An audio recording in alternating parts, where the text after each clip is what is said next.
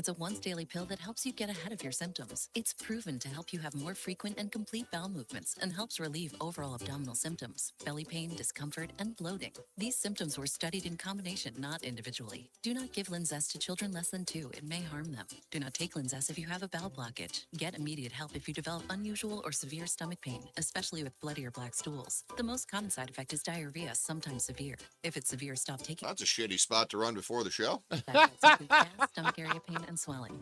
Learn more at linzess.com or call 1-800-LANZESS.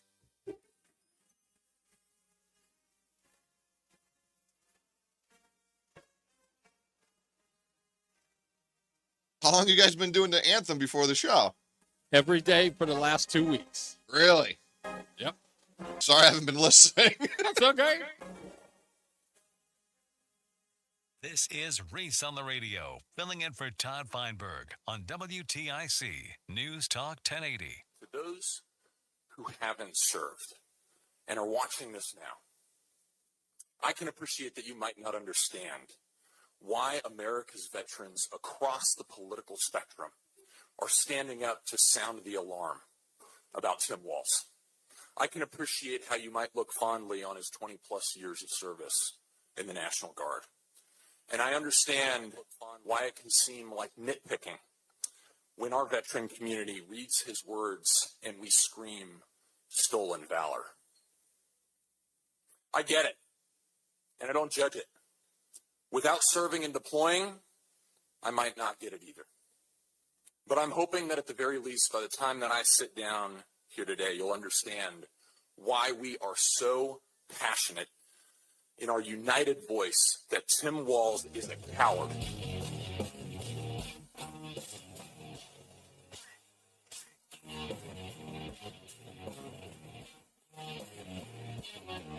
Yeah.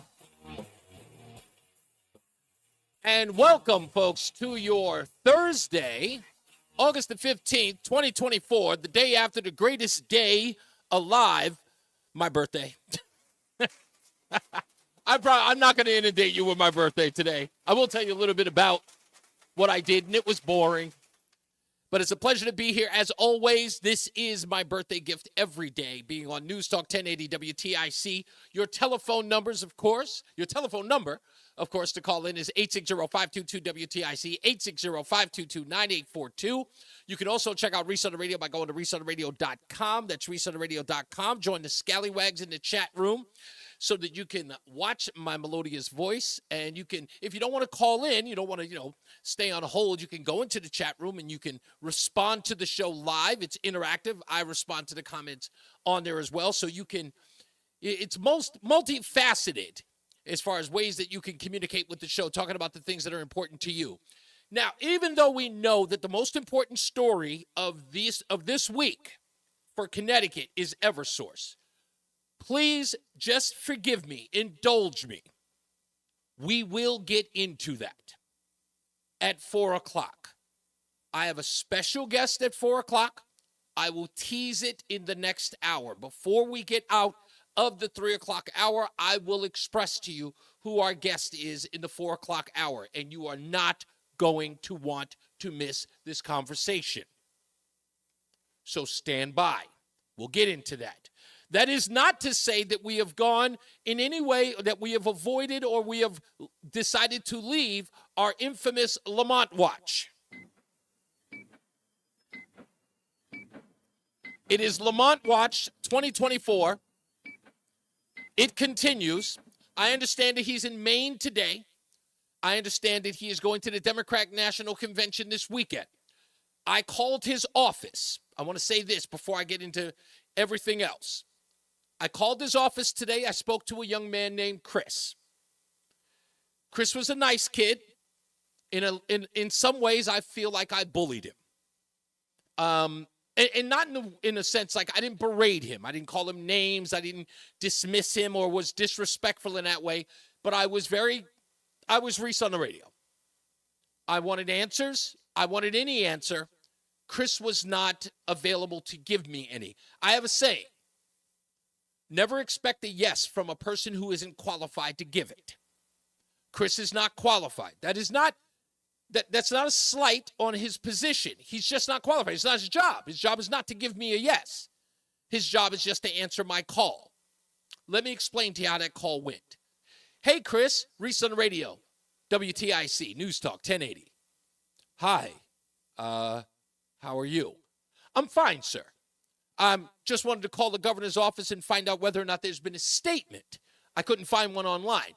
If there was a statement by the governor about the Eversource charges and the recent story about, Pura raising another $80 million in tax revenue against the citizens of Connecticut. I was wondering if the governor had a response to that. It has been 24 hours, and yet there's nothing. I went to his Twitter page. I went to his Facebook page. I went everywhere. I've still not found a statement from the governor. Well, all I want to know is whether or not he has a statement, Chris. Is there a statement prepared? Is there one coming? No, I don't have any news of any statement that is coming or a press conference. Now, I didn't ask him for a press conference. He gave that. I have no word on a press conference responding to that. Okay, do we know whether or not the governor is outraged, concerned, showed any concern for the residents of Connecticut about the $80 million that taxpayers are going to have to pay? No, we don't have any statement. We don't have anything that has been prepared as a statement. I have nothing on my desk, and okay, no problem. Now, he didn't say that the governor was in Maine. I had to find that out from somewhere else. He did not say the governor was going to the Democratic National Convention over the weekend. Had to find that out from someone else. But according to the office, there is no statement prepared, no statement by the governor. We don't even know whether or not he's outraged, concerned, upset, doesn't care. We know nothing. There is no intent. There is supposed to be a press conference, but there's no word on when that might be. And so I asked Chris, are you saying there's going to be a press conference, or are you saying there should be a press conference? And he goes, I don't know. I said, okay, fine. No reason to add that if you don't have any information. So he didn't. I ended the call and moved on. I made a couple of other phone calls, and then I got our guest for 4 o'clock. Again, just a tease. It's what I got to do. You got to stick around for it. You don't want to miss it, I promise you. We'll get into that. Now, on with the show. It is interesting for me to know that there are plenty of people who are going to be voting for Kamala Harris in the upcoming election, regardless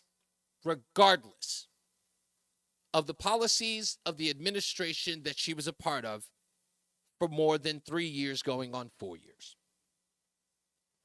And then we get word yesterday that Kamala Harris is going to give a speech about the economy, not Bidenomics, that she's trying to separate herself from.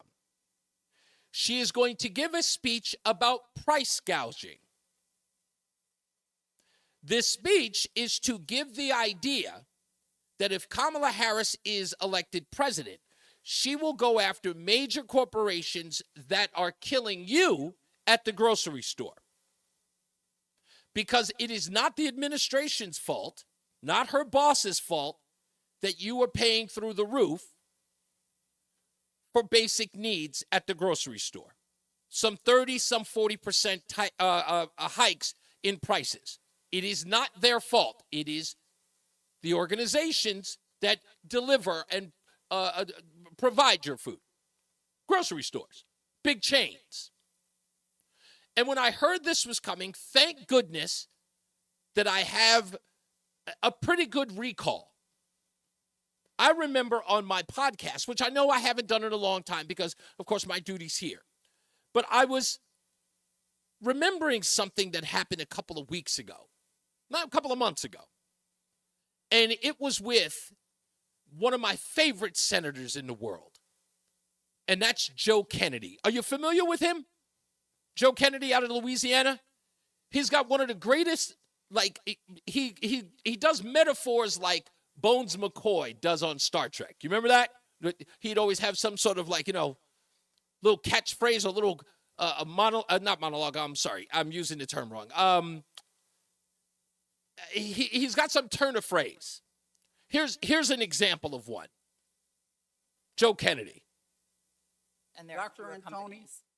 I think it's been well established that if we discovered life on Mars tomorrow, Joe Biden would send it money. To what extent has his deficit spending contributed to inflation? And that was a question he was asking at a Senate hearing, an oversight hearing on Capitol Hill. Joe Biden sending money to Mars. But just before that, he was having a conversation with a woman by the name of Dr. Lindsay Owens about price gouging. Before I play the audio, let me give you a little background on Lindsay Owens.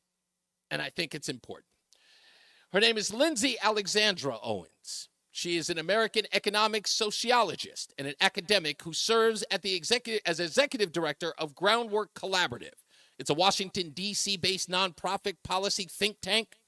She's best known for her academic research on economic recessions in the United States and an outspoken public commentary on the role that corporate profiteering plays in inflation.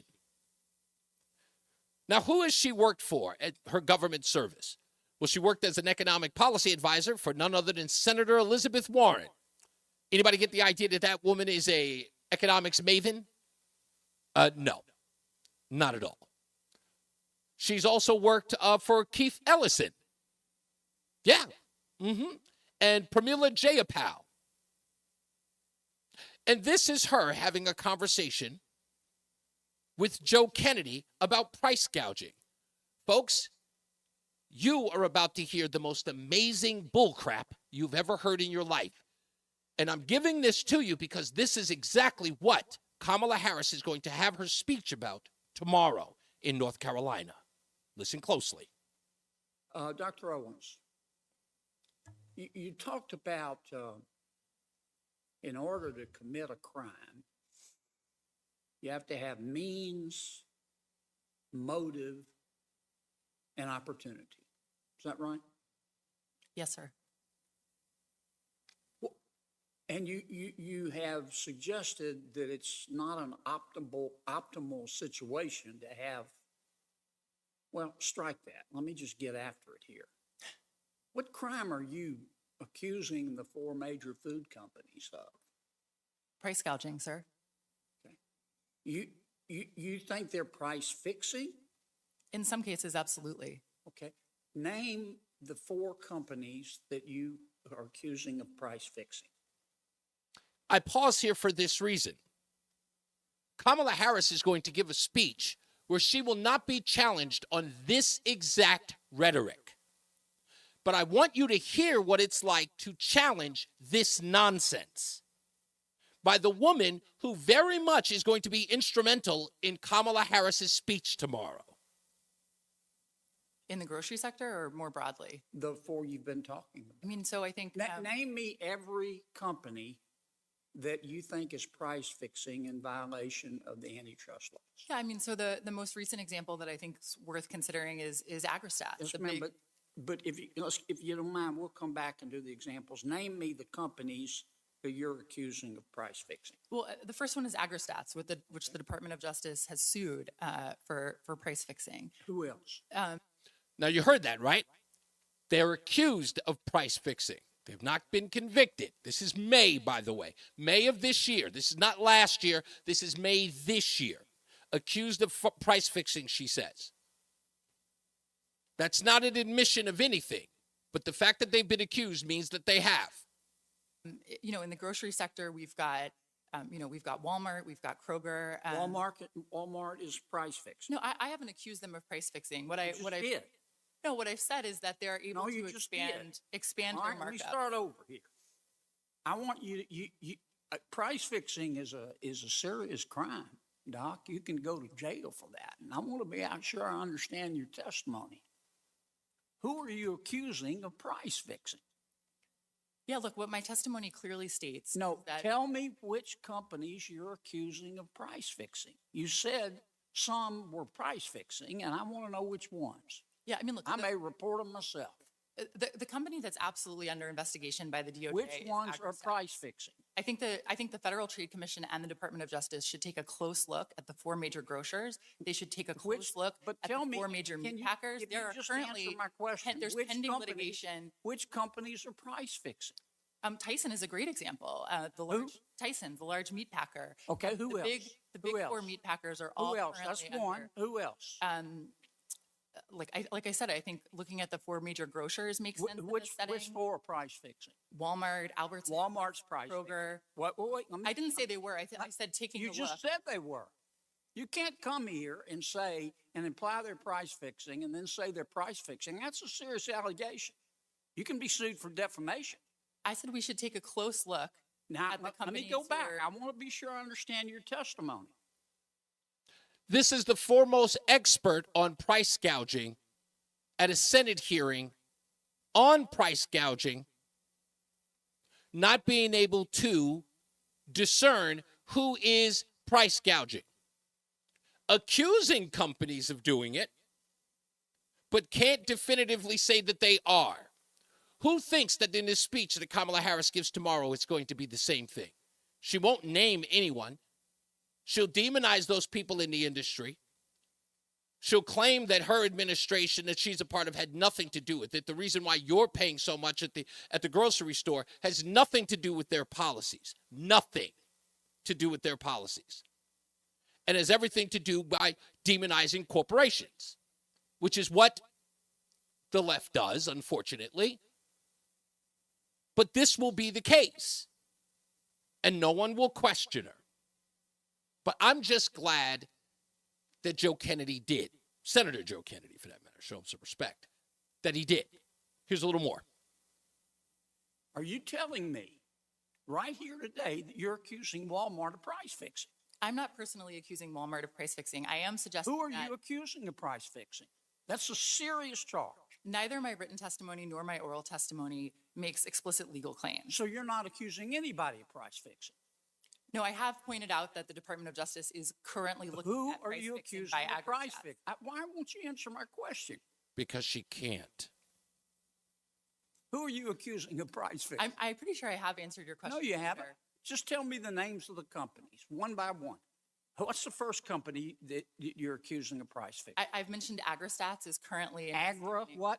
AgriStats. All right, who's number 2? I said Tyson's is currently under Tyson's investigation for is price fixing. Yeah. Who's number 3? I've also said that I think the Department of Justice and the FTC should take a close look at Who's the number 3? major grocery Who's number 3? retailers. Is Walmart price fixing? I think that they should take a look at the Is extent to Walmart which price fixing? They should take a look at it. Is Walmart price fixing? I can't currently answer that question. I said that the You Department won't of answer that Justice. question. No, I How said about that Albertsons? Is Albertsons price fixing? the Department of Justice and the Federal Trade Commission Is Albertsons price fixing? should take a close look at that. Is Albertsons price fixing? Again, I think the Department of Justice should take a close look. You don't. Do you notice what's happening here? What Dr. Owens is saying that we should sick the dogs on them. We should go through all of their financials. We should put them almost in partially put them in financial ruin. Anything to keep the administration from bearing any responsibility for inflation. Deflect and put it on the corporation. Now, again, I have no evidence to suggest that they're not price gouging, but I don't have any evidence to support it. And I'm not sitting in front of a bunch of senators suggesting it. And then when you're called out and you're told, hey, who is doing it? And you hear these people mumble and fumble. By the way, I know people are bored with, they don't like listening to these Senate hearings because sometimes they're long and they're boring. That's why I just get the clips from certain outlets. But some of them are absolutely fantastic. But we all as citizens should watch these hearings. They're really, really, they illustrate exactly what's wrong with the bureaucracy in Washington and how scummy it is. But this is a perfect example. This woman was brought in as a witness for Democrats to tell them or to deflect and tell the American people that it's not the administration's ideas. This has everything to do with corporations. Now, why in the war? Because again, that's the middle class, like it or not. That is the middle class. People who run those stores, people who manage those stores, You put them under this kind of microscope. You put them under this kind of Federal Trade Commission's a microscope that puts them in financial ruin. Some of them will be destroyed by this, even though there's nothing there to protect an administration and its policies. That shows you how ruinous these people are. And when I heard about this, and I immediately went back to this video and I said, I remember this vividly. This is the speech we're going to get tomorrow. Mark my words, because of course we'll play them here if it happens before the show. We'll take a break. We'll come back. We're going to take a break now. We'll take a break now. We'll be back. More news, more views. It's Reese on the Radio, NewsTalk 1080 WTIC. Hi, I'm Dr. Jeff. You're clear. Thanks, spine sir. surgeon here. Yep. Middlesex. Just go right to the bottom. You're clear. Okay. By the time most patients come to us, they've typically suffered for years from back pain, difficulty walking, or numbness. And while we're experts in minimally invasive, robotic-assisted spine surgeries, we always try to exhaust all non-surgical options first. We'll help you find the treatment that's right for you so you can get back to doing what you love faster. To learn more about why we're leaders in outpatient spine surgery, visit middlesexhealth.org/spine. Summer is here, which means pool days, beach trips, and yeah, you guessed it, traffic jams. Oh yeah, and heat waves. Don't let summer catch you by surprise. Get the local news you need, no matter what you're up to, with the free Odyssey app. And never miss a beat with alerts on breaking stories sent directly to your phone. Listen today on the free Odyssey app. That's AUDACY. I believe I heard Eric Semmel on the radio and then heard that he was from TAP Computer Systems, and I gave him a call. That's Bruce Cloder, president of Swiss Cleaners and Uniform Services. He had problems with his computer network. Our business runs 5 different servers for our different profit centers, and our network was complex to the point where we had different businesses going on in our server room. TAP understood them all and was able to take care of us. How well has TAB taken care of Swiss Cleaners' computer network? They have a great service department. Anytime I call, anytime I email, anytime I communicate, they immediately respond appropriately. We've been using them for 14 years, and in our business, we cannot operate without our network being up.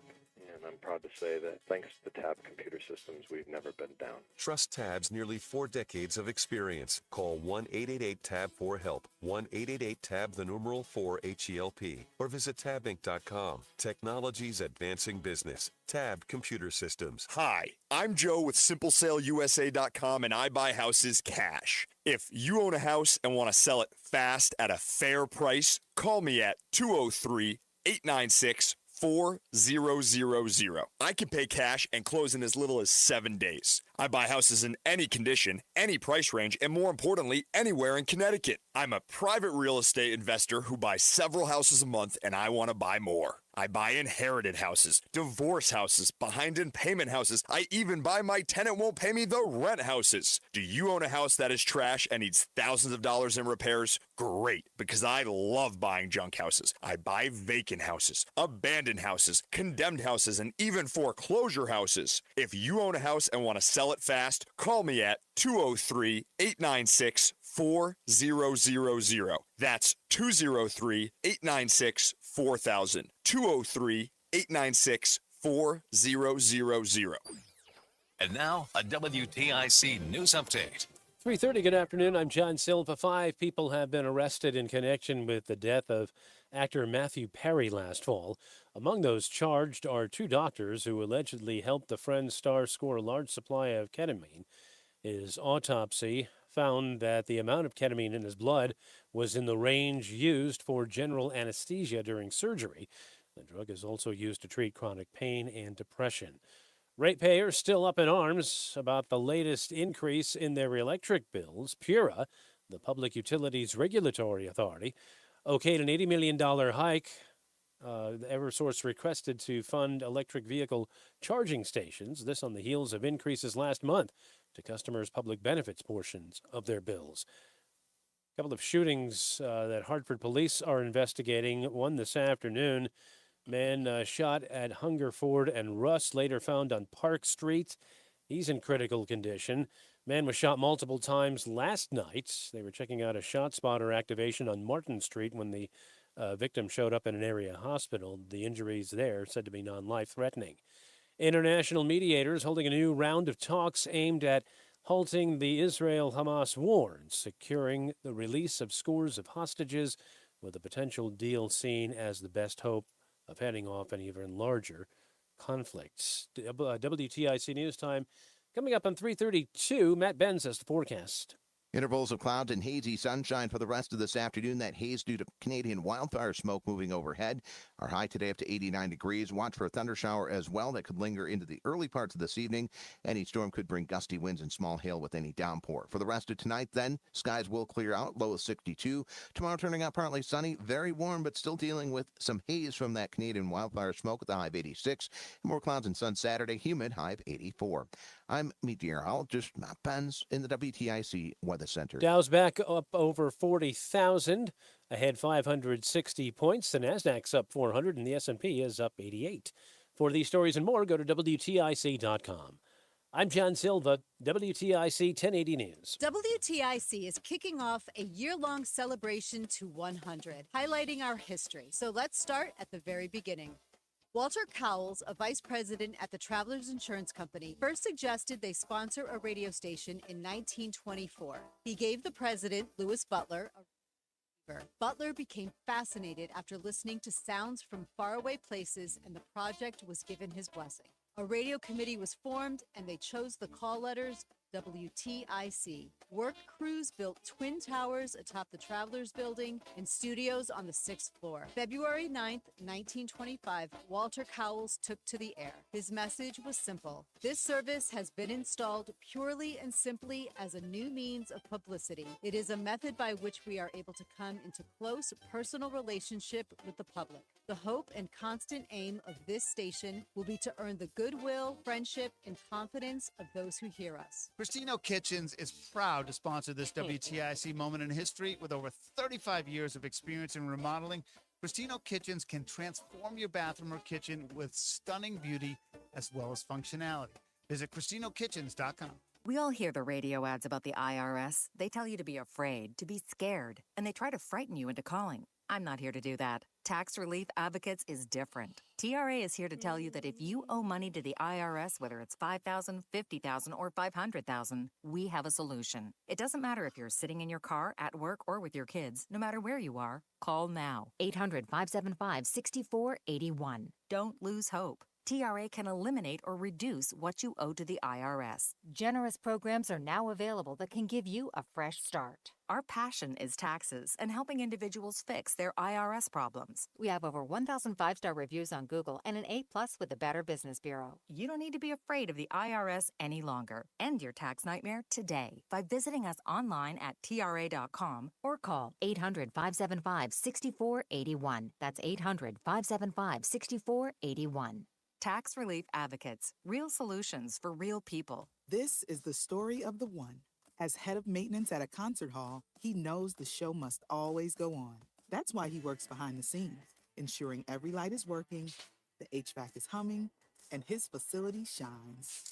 With Granger's supplies and solutions for every challenge he faces, plus 24/7 customer support, his venue never misses a beat. Call quickgranger.com or just stop by. Granger, for the ones who get it done. With tens of thousands of satisfied patients across America, it's no surprise QC Kinetics gets 5-star reviews. I'm feeling on top of the world because of QC Kinetics. I'm able to do the things that I wasn't able to do for a long time. I can recommend them highly. I would recommend QC to anybody. QC Kinetics has changed my life. I couldn't believe it. I honestly was skeptical, but the pain went from a 10 to a 0. Real people with real lasting relief from joint pain. QC Kinetics Regenerative Medicine is regenerating me. I'm super successful, and I recommend everyone seek out QC Kinetics as an alternative to surgery. This non-surgical approach is definitely the future. I tell as many people as possible. I am an ambassador. I love QC Kinetics. QC Kinetics, the nation's leader in advanced regenerative medicine. No drugs, no surgery. Call QC Kinetics now for your free consultation. Call QC Kinetics, 860-440-PAIN. That's 860-440-PAIN.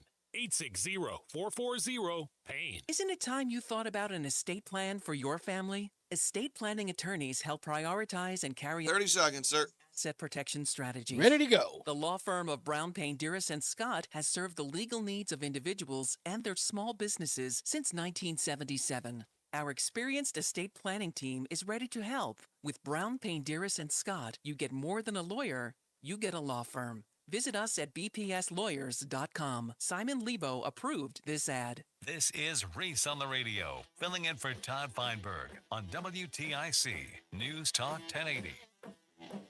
And we're back. It's Reese on the Radio, News Talk 1080 WTIC. Before I get to the phones, let me hit up the chat room. By the way, another part of the chat room, by the way, is watching the show on ReeseOnTheRadio.com. If you don't know it already, like part of the other, I guess, aspect of watching the show online is I'm a T-shirt and baseball cap guy. So I'm always wearing an interesting T-shirt. It almost plays like a second character on the show. So today I'm rocking my Dolly Parton T-shirt. I call it my Dolly Parton Walmart shirt because that's where I got it. And I saw this picture of Dolly Parton, very young back in the days. And in the picture, Dolly Parton couldn't look more perfect. And when I look at this picture, it reminds me of this thing that I saw, this meme that I saw on Facebook, where Dolly Parton just looked absolutely flawless. And the caption underneath says, "Damn, I wonder what Jolene looked like." I love that because Dolly Parton is, as we used to say in the hood, a dime piece. Our good friend Jing Pinkham is in the chat room all the way in Arizona. He says, government price fixing leads to empty shelves. It sure does. Michael B. says they're going to make all major corporations go back to the Republican Party. I tend to agree. And Apple just wants Dr. Owens to just answer the damn question. She couldn't answer anything. She's not going to. Her objective is to give the illusion that there's price gouging, not provide any evidence of that, Apple, unfortunately. Let's go to the phones. 860-522-WTIC. Joe is in New Hampshire. Hello, Joe. You want me to Reese on the Radio? Hey, Reverend Reese. Hey, what's up? Joe Wall Street. She was called Dr. Owens. Yeah. Apparently she might be, that might be a doctor of economics, I presume. Yeah, well, she sounds like another DEI, like the Secret Service. I think they called her a Dr. Cheatham.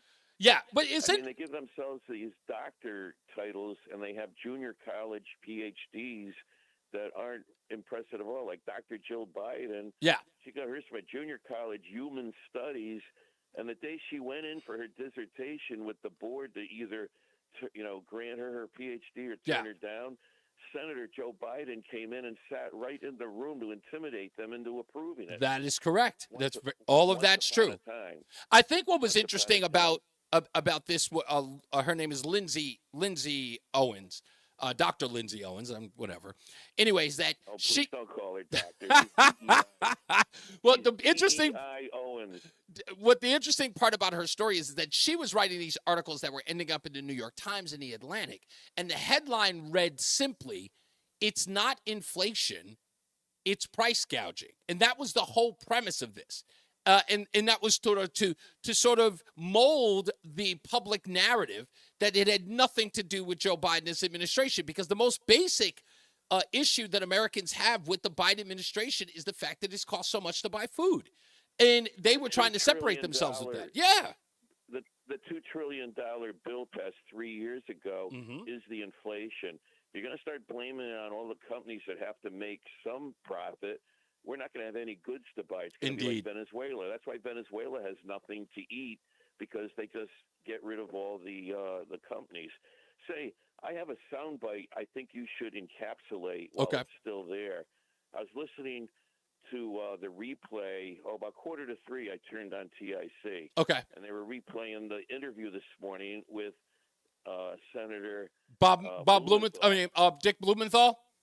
Yeah, Dick Blumenthal. I was listening to it. The first part, he had jet lag. He sounded tired. He just got back from the Ukraine. Yes. And he spent this week there. And bing, bing, ding, Chris Murphy, $13 million in new mansions. And Dick Blumenthal doesn't need all those millions of dollars like Chris Murphy. I mean, he's a billionaire already, but how did he get there is another question. But he admitted he's in the Ukraine, so there again, you know what's going on. But here's something, Schechtman squeezed it in the last 30 seconds, and this is where you can really get a great soundbite. He ran by that Eversource, yes. The price and all yeah, I heard that part. Opinion was of it. And Blumenthal, unbelievable, said, I am almost word for word, I am very angry about the price rise myself. I have to pay the electric bill too. Yeah, I heard it. You're exactly right. That's exactly what he said. For his mansion. How much is his electric bill a month for his mansion? $2,000 or $3,000 a month, maybe. Probably. So it went up by $1,000 a month, and he's worth about $1 billion. Disingenuous is an understatement. But no. I would listen. I'll give you that it's disingenuous. But the point is, here's the scary part. What did I say yesterday? We heard nothing from Blumenthal. We heard nothing from Murphy. We heard nothing from Lamont. At least Blumenthal said something. Now, whether or not it's genuine. It's only because Schechtman squeezed it exactly. in. Exactly. And it should have been, to be honest with you, I understand he just got back from Ukraine and there's probably a little bit of headline there. But I'm glad when he said it, I know he said, you got to go, but I got to ask you one more question. When I heard him ask him about Eversource, the first thing ran through my mind was, okay, good. I'm glad he didn't let him skate. Because again, Blumenthal being outraged about it is exactly what we want to hear. We don't want anybody turning around and making this about Republicans. Because he can't be outraged about it. He's a billionaire. So I would rather. I would take a month instead of $2,000 a month. But I would take I'll take a platitude of outrage from a Democrat at this point, because again, it shows that the Republicans have a case, and that means that something's going to be done about it because they can't. And listen, Democrats cannot walk this back and turn it into something partisan. This is a nonpartisan issue. It doesn't matter what stripe your political leanings are. No one can afford another $80 billion in tax hikes. Nobody can. Doesn't matter what it is. Go for it. One last thing. Can I get this in? Real quick. Trump is going to be having a major news conference at his New Jersey golf course at 4:30 today in about a half an hour, whatever. And I'm going to be listening to it. So I won't take any offense. No, I'm kidding. And maybe you want to just pipe it into the newscast. I might do that. I might do that. I might join it in progress if I hear anything, because I'll have it playing on literally to my left on my iPad. So I appreciate that. And who is your guest at 4? AOC or Nancy Pelosi? No, it's neither one of them. But you have to wait until you hear it. I'll tell you in a couple of minutes. Thank you, Joe. Okay. Let's go to Stephen in Middletown. Hello, Stephen. You're on Reese On Radio. Thanks for holding. Hey, Reese, how you doing? Pretty good, sir. Hey, that senator from Louisiana, that's John Kennedy. Well, yeah, I keep calling him Joe. It's John. I know. I do it all the time. It's a silly, stupid mistake that I make. I do that all the time. But yes, it's John Kennedy. You know why? Can I tell you why? Can I tell you why I keep calling him Joe Kennedy instead of John? It's because when I say John Kennedy, I'm thinking of John F. Kennedy. That's my brain going backwards. I do it all the time. Yeah.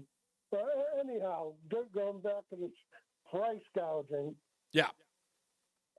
I mean, every time they put in government price controls, there's shortages, no matter what it is or where it is. I mean, that's the thing about these Democrats.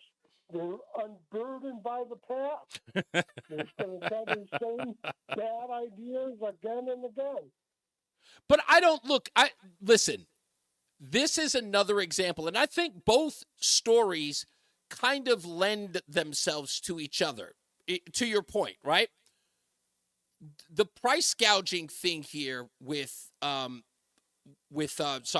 grocery stores, that Kamala Harris will very much try to lay that claim tomorrow. And the same thing with Eversource is that eventually the jig is up. You can't play partisan hat tricks with this anymore. You can't, because that was the way Lamont played it in July. The response was, when people saw the tax hikes, it immediately became because of the Republicans. And then that didn't play very well, and now everyone's outraged. So we've got to deal with it as an issue as opposed to a partisan or a political one. And again, that's what's going to happen with grocery prices, because again, look, Democrats may believe Kamala Harris wants to solve that problem, but no one is going to believe at the end of the day that their grocery store is their enemy. That's a part of their lives. They go to that grocery store every day, and that grocery manager is going to explain to the customer why the price is the way it is. And when he explains it to the customer, it will not be price gouging. It will be the administration. And like I said, it's going to fall flat because I expect it to, but then again, I expect everything to fall flat from this administration. They're not well versed in the economy. That's why they're so bad at it. That's the whole thing. There's no real economist on that dais or anybody who's involved there. They are literally they're flying by the seat of their pants, and they're throwing spaghetti against the wall to see which sticks. And they're running a bunch of sound bites to get the American people to repeat that, even though it doesn't make any sense. Remember this, and I'll say this, Steve, and I'll let you get the last word afterwards. Remember, this is the administration that forced Wikipedia to change the definition of a recession because they didn't want the president to be involved in a recession during his first term. Think about that. We had to change the definition of what a recession is because they did not want to lay that at the feet of Joe Biden. Last word. That's them. That's their newspeak, right? Yeah, exactly. That's exactly what it is. It's doublespeak. And that's where we are. So I don't trust these people, much less Kamala Harris. I know what this conversation is going to be tomorrow. Mark my words. People will be coming to me saying, you were spot on. Because that's, again, what other choice do you have? Thank you for the call, Steve. I really appreciate it. Anyone who believes that they're going to come up with some sort of idea that's going to calm the angst or anxiety of the American consumer in tomorrow's speech, that this is going to be some speech that's going to let everyone know, oh, okay, Kamala's on the job. Just give her a couple of months, and when she gets elected, the prices will go down. It's not happening. This woman has no financial experience, and the people that she's going to hire will have none as well. Their objective is to destroy the middle class. And if you don't believe me, look at who they're going after. These so-called corporations, the supermarkets. Sure, Albertson is a huge corporation. But the people who run the grocery stores in your neighborhoods are not millionaires and billionaires. If those folks get shut down, if those folks have to deal with penalties by the federal government, you will see massive layoffs in order to pay for those lawsuits. It will destroy the stores in your community and therefore shrink what? The middle class. 60% of the employment rate, 60% of the employment in this country, if it isn't less already. Because what's the idea? Tax the rich, pay the poor. When we get back, because I know we're going to a break now. When we come back, Kamala Harris has absolutely no wins in the African-American community. And I'm going to say it right here, right now. Ricky Smiley and Steve Harvey are sellouts. And I have proof of that when we get back. There is no real support in the African-American community for Kamala Harris. And the evidence I have will not shock you. It is absolute, well, it's par for the course. We'll take a break. It's Reese on the Radio, News Talk 1080 WTIC. Retirement can be scary. You're clear. If you're not Thanks, prepared. That's why AARP created thisispretirement.org. Because unless you've already retired, you're in pretirement and you still have time to plan. Learn about retirement savings options, potential tax breaks, and how you can build savings over time. Visit thisispretirement.org for free resources to help you customize your action plan and feel the retirement fear disappear. Brought to you by AARP and the Ad Council. Wesley Financial Group is not a law firm. Are you a victim of the timeshare trap and think there's no way out? I'm Chuck McDowell, founder of Wesley Financial Group, the original timeshare cancellation expert. And I'm here to tell you that there is a way out. All you need to do is give my office a call. I will send you a timeshare exit information kit absolutely free, explaining how the timeshare industry works and your options for cancellation. Call Wesley now for your free info kit. 800-790-1400. 800-790-1400. From inflation to worker shortages, America's small businesses are met with challenge after challenge. Now, a massive tax increase on small businesses is right around the corner. This will impact 9 out of 10 small businesses and lead to job losses, reduced wages, and an economic slowdown. Visit smallbusinessdeduction.com and tell Congress to stop the small business tax hike. Paid for by the National Federation of Independent Business. WTIC News Talk 1080. The more you listen, the more you know. eBay Motors is here for the ride. 120,000 miles of night drives, daily commutes, and who knows how many. Are we there yet? Through countless fixes, elbow grease, and a new radiator, you kept your ride alive. With eBay Motors, you have over 122 million parts to keep it running. And with eBay Guaranteed Fit, they'll be the perfect fit every time. Plus, at these prices, well, we're burning rubber, not cash. Keep your ride or die alive at ebaymotors.com. Eligible items only. Exclusions apply. She posted about us just now. Celebrities can't get enough of Bianna's bespoke skincare line. She has 147 million followers. How do we monetize? She needs a social media associate to help her with the hype. We should repost this. Do we need a hashtag? Indeed can help her hire great people fast. I need Indeed. Indeed you do. You can schedule and conduct virtual interviews all from your employer dashboard. Visit Indeed.com/credit and get $75 towards your first sponsored job. Terms and conditions apply. Need space in a hurry? Order your storage container at eagleleasing.com or call 1-800-GET-EAGLE and we'll have it delivered on site like that. I'm Mike Eagle, and just remember, don't get stressed, get Eagle. You see us everywhere. We're Eagle Leasing. Need a space shot? Rent one of our clean, dry, ground-level storage containers from Eagle Leasing today. Call 1-800-GET-EAGLE or check us out and get a quote at eagleleasing.com. I'm Brandon Eagle, and you see us everywhere. We're Eagle Leasing. Hey you, I knew I'd find you back in the same aisle. What are you looking for today? More fiber, more laxatives, more of the same ways to manage your constipation? Look, if your constipation with belly pain keeps coming back, you may have irritable bowel syndrome. The spot keeps coming back. See, your doctor Helen Linzess can help you get ahead of it.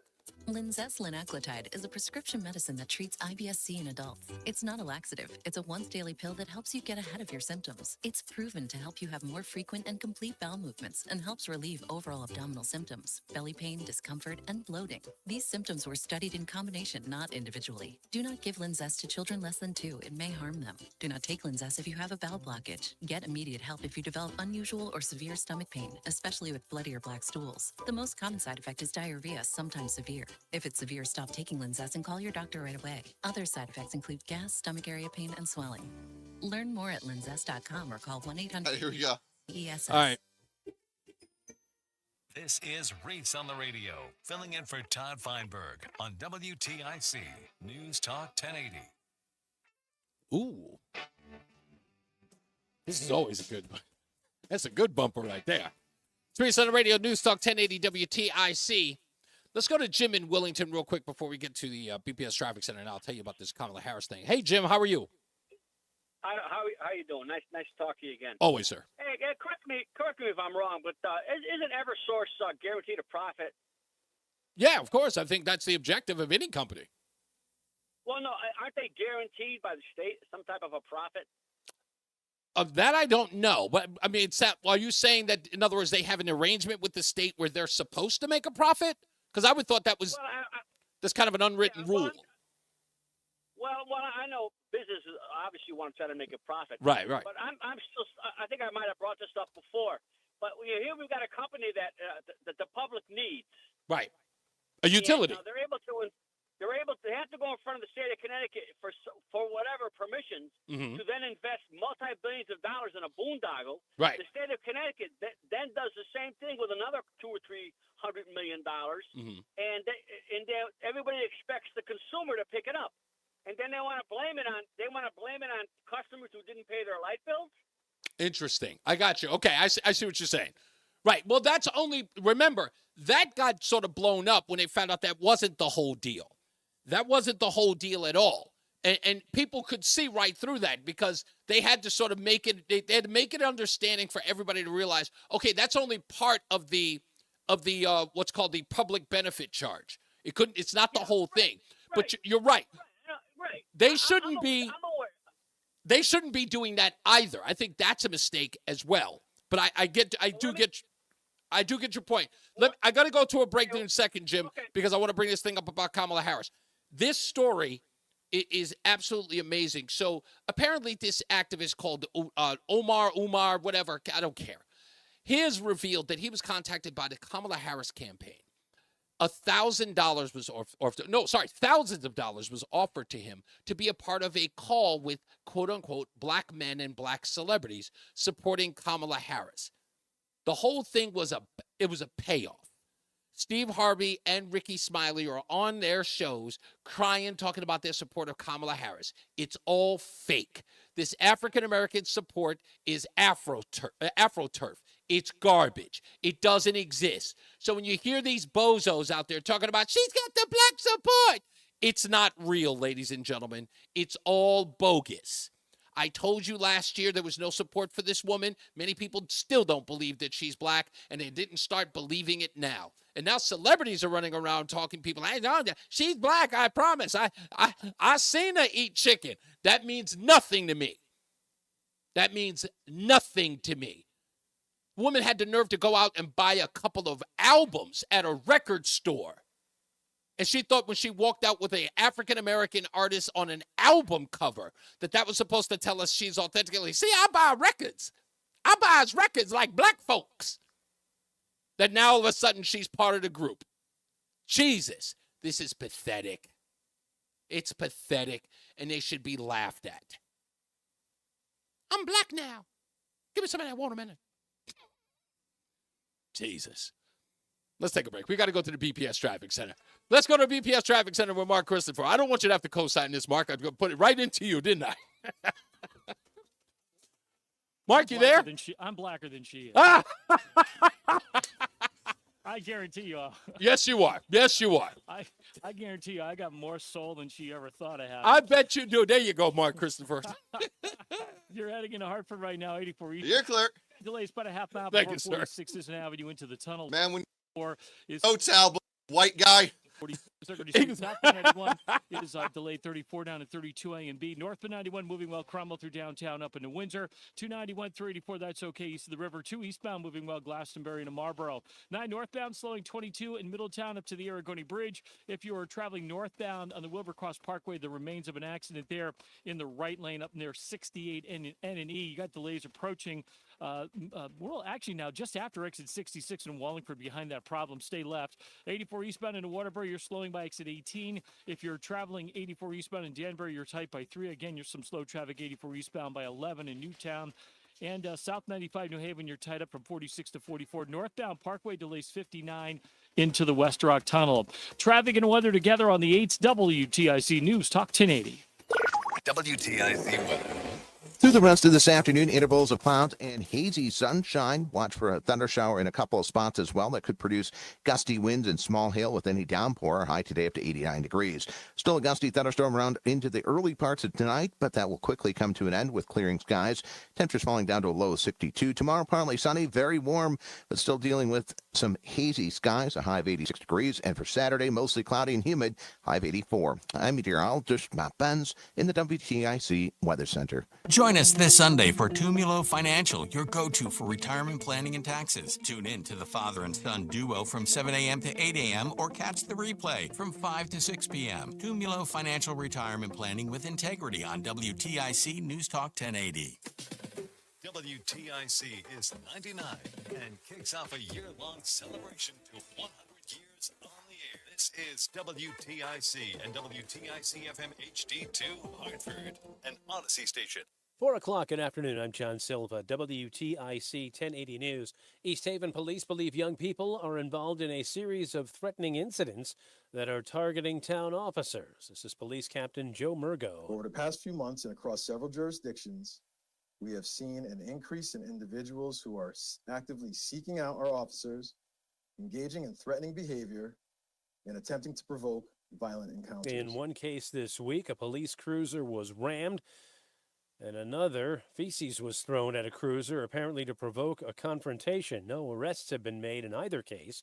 Police are asking parents and guardians to engage with their children to find out what they're doing after hours. President Biden and Vice President Harris made a joint appearance today in Maryland. They were on hand to talk up price reductions for 10 of Medicare's costliest drugs. The pharmaceutical company has already released different statements pushing back on this. And so they had to come to an agreement to be able to make it final. And it still has to go through a series of formalities before it's expected to go into effect in 2026. That is CBS's Weijia Zhang. Republican State Senator Lisa Seminara of Avon is among those denouncing the latest regulatory approval that will result in even higher electric bills to fund electric grid updates for electric vehicles.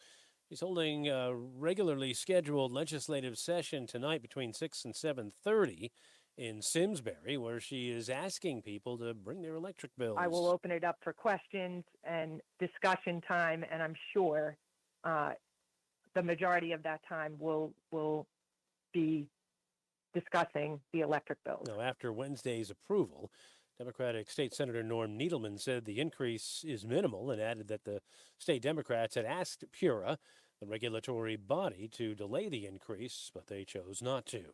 Arrests have been made in connection with the death of Friends star Matthew Perry.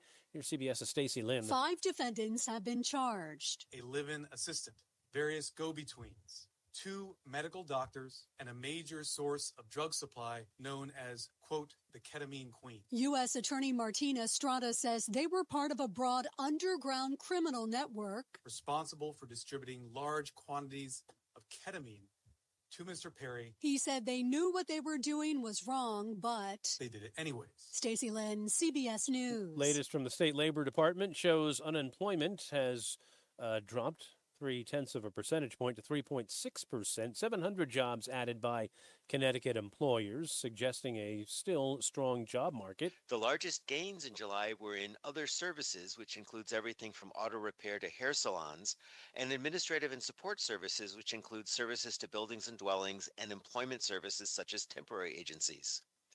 Both other and administrative services had declines in June. That's the DOL's Director of Research, Patrick Flower. Let me know when you get Bob and a on the longtime host of the line, popular or game show, if The he's still Hollywood calling Squares, in. has died. All right, we'll do. Priscilla. When a TV producer asked Peter Marshall if he'd like to host a game show, I said, what's a game show? Marshall had been singing and acting for 25 years, so working on a new show called Hollywood Squares did not hold much attraction. Still, he took the job, thinking it would only last 13 weeks. Well, I ran 16 years. For $250, Paul, true or false? Your teeth are about the same size and shape as a pig's. Look who's talking, beaver face. Jim Crisula, CBS News. Peter Marshall was 98. Closing bell report sponsored by Bouvier Insurance. Big day on Wall Street. Dow up 554 points. NASDAQ up 401, S&P up 88 points. For these stories and more, go to WTIC.com.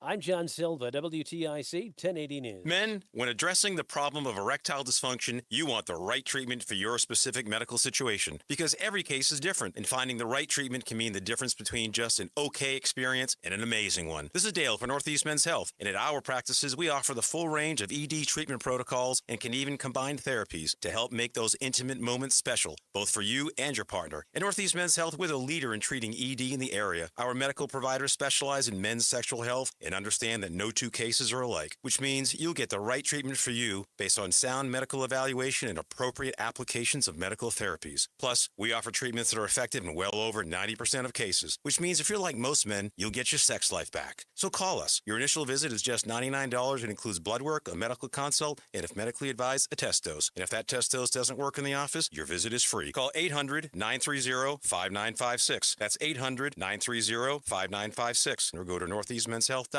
We have 5 offices in the Northeast to serve you. What if I told you your home movies are already past their... 1 minute. It's true. The magnetic tape used in VHS and camcorder tapes only lasts between 10 to 20 years, which means your baby's first steps, weddings, and family vacations are fading away as we speak. Digitizing your old media with Legacy Box stops this fading process in its tracks. And by preserving your recordings, they're safe forever. Legacy Box is simply the best way to preserve your past, which is why they've been trusted by over 1 million families. Your memories are meant to be shared, not chewed up by the VCR or worn away with time. For a limited time, you can convert your tapes to digital for just $9 a tape. There's never been a better time to convert your entire collection. That includes film reels and photos too. Visit legacybox.com/value to get our $9 sale. That's legacybox.com/value to unlock our $9 offer. legacybox.com/value. You're listening to Reese on the Radio, filling in today for Todd Feinberg on WTIC News Talk 1080. We're back. It's Reese on the Radio, News Talk 1080 WTIC. Ladies and gentlemen, in a couple of minutes, after we get to the BPS Traffic Center with Mark Christopher, we are going to have none other than Senate Majority Leader Bob Duff of Norwalk on the program today, in just a little while, to talk about his letter to Pura today, day before yesterday, and what they're going to do or how they're working to pretty much put the kibosh on another $80 million in taxes on Connecticut residents. I asked him to come on, or at least I asked someone to have him come on, and he's agreed. So Senate Majority Leader Bob Duff of Norwalk will be on the program after we get back from the BPS Traffic Center with Mark Christopher. Hey, Mark. Reese, thank you very much. Good afternoon to you, and good afternoon, everyone. Well, if you're All right, he's there. Thank you. Area, right, We'll just delay the spot break. We'll take this spot break at like slow 27, or you can go 28. 28? Okay. Yep. Thank you, sir. When that moves well, Cromwell through downtown. So let's do a quick traffic sponsor, quick weather, and then you can take it right out of the weather. Beautiful. 7 Sigourney Street, 84 eastbound, a little tap of the brakes, 46 up to 48 Capitol Avenue. 291, 384, that looks good east of the river. 2 eastbound moving well, Glastonbury to Marlboro. 9 northbound slowing 22 up to the Aragoni Bridge. We have the reins of an accident in Meriden right now, up by 68 N&E, right at the end of the Wilbur Cross Parkway. Delays are back to exit 66. Just about exit 66 in Wallingford behind that. If you are traveling into the Waterbury area right now, 84 eastbound a little slow between 17 and 18. Westbound 84 slows as you move up on exit 29 in Southington. Looks like we could have an accident there. If you are traveling southbound 95 in New Haven, you've got delays 46 to 44. Traffic and weather together on the 8th WTIC News Talk 1080.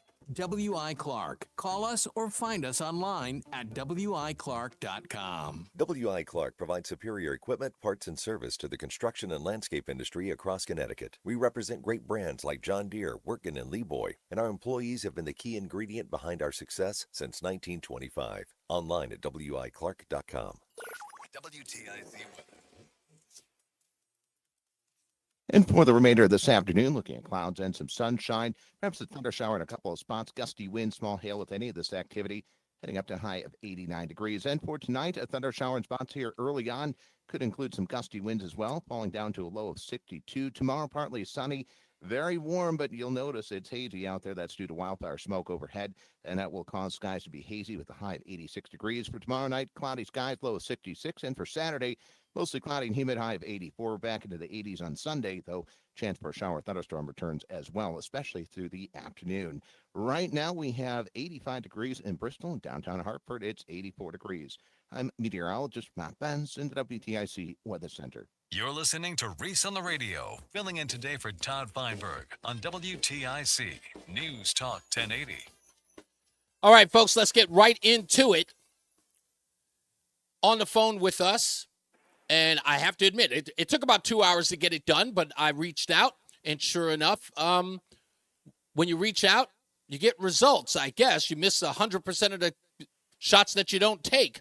So on the phone with us is none other than Senate Majority Leader Bob Duff out of Norwalk. Hello, Senator Duff. How are you? Hey, good, Reese. How are you? I'm pretty good. Are you familiar with me at all, Senator? No, sorry. That's okay. No. That's all right. I like them. I like it when they don't know who I am. So no, I like it because then around. I'm like, nobody knows who I am. No, people know who you are, but I'm okay with people not knowing who I am. I don't know. So, I don't know about that about me, but it's okay. We all just do our jobs, right? We just try to do our jobs the best we can. That's exactly it. Now, listen, This is one of those conversations where you and I are not going to get into the partisan politics. You and I have got, obviously, we look at this, the political spectrum on different wavelengths, but this is something that you and I can agree on, and many people in the state of Connecticut can agree on, and that is what's happening with Eversource and these tax hikes, and the fact that just regular Americans in the state of Connecticut are going to have to foot this bill unless something gets done legislatively.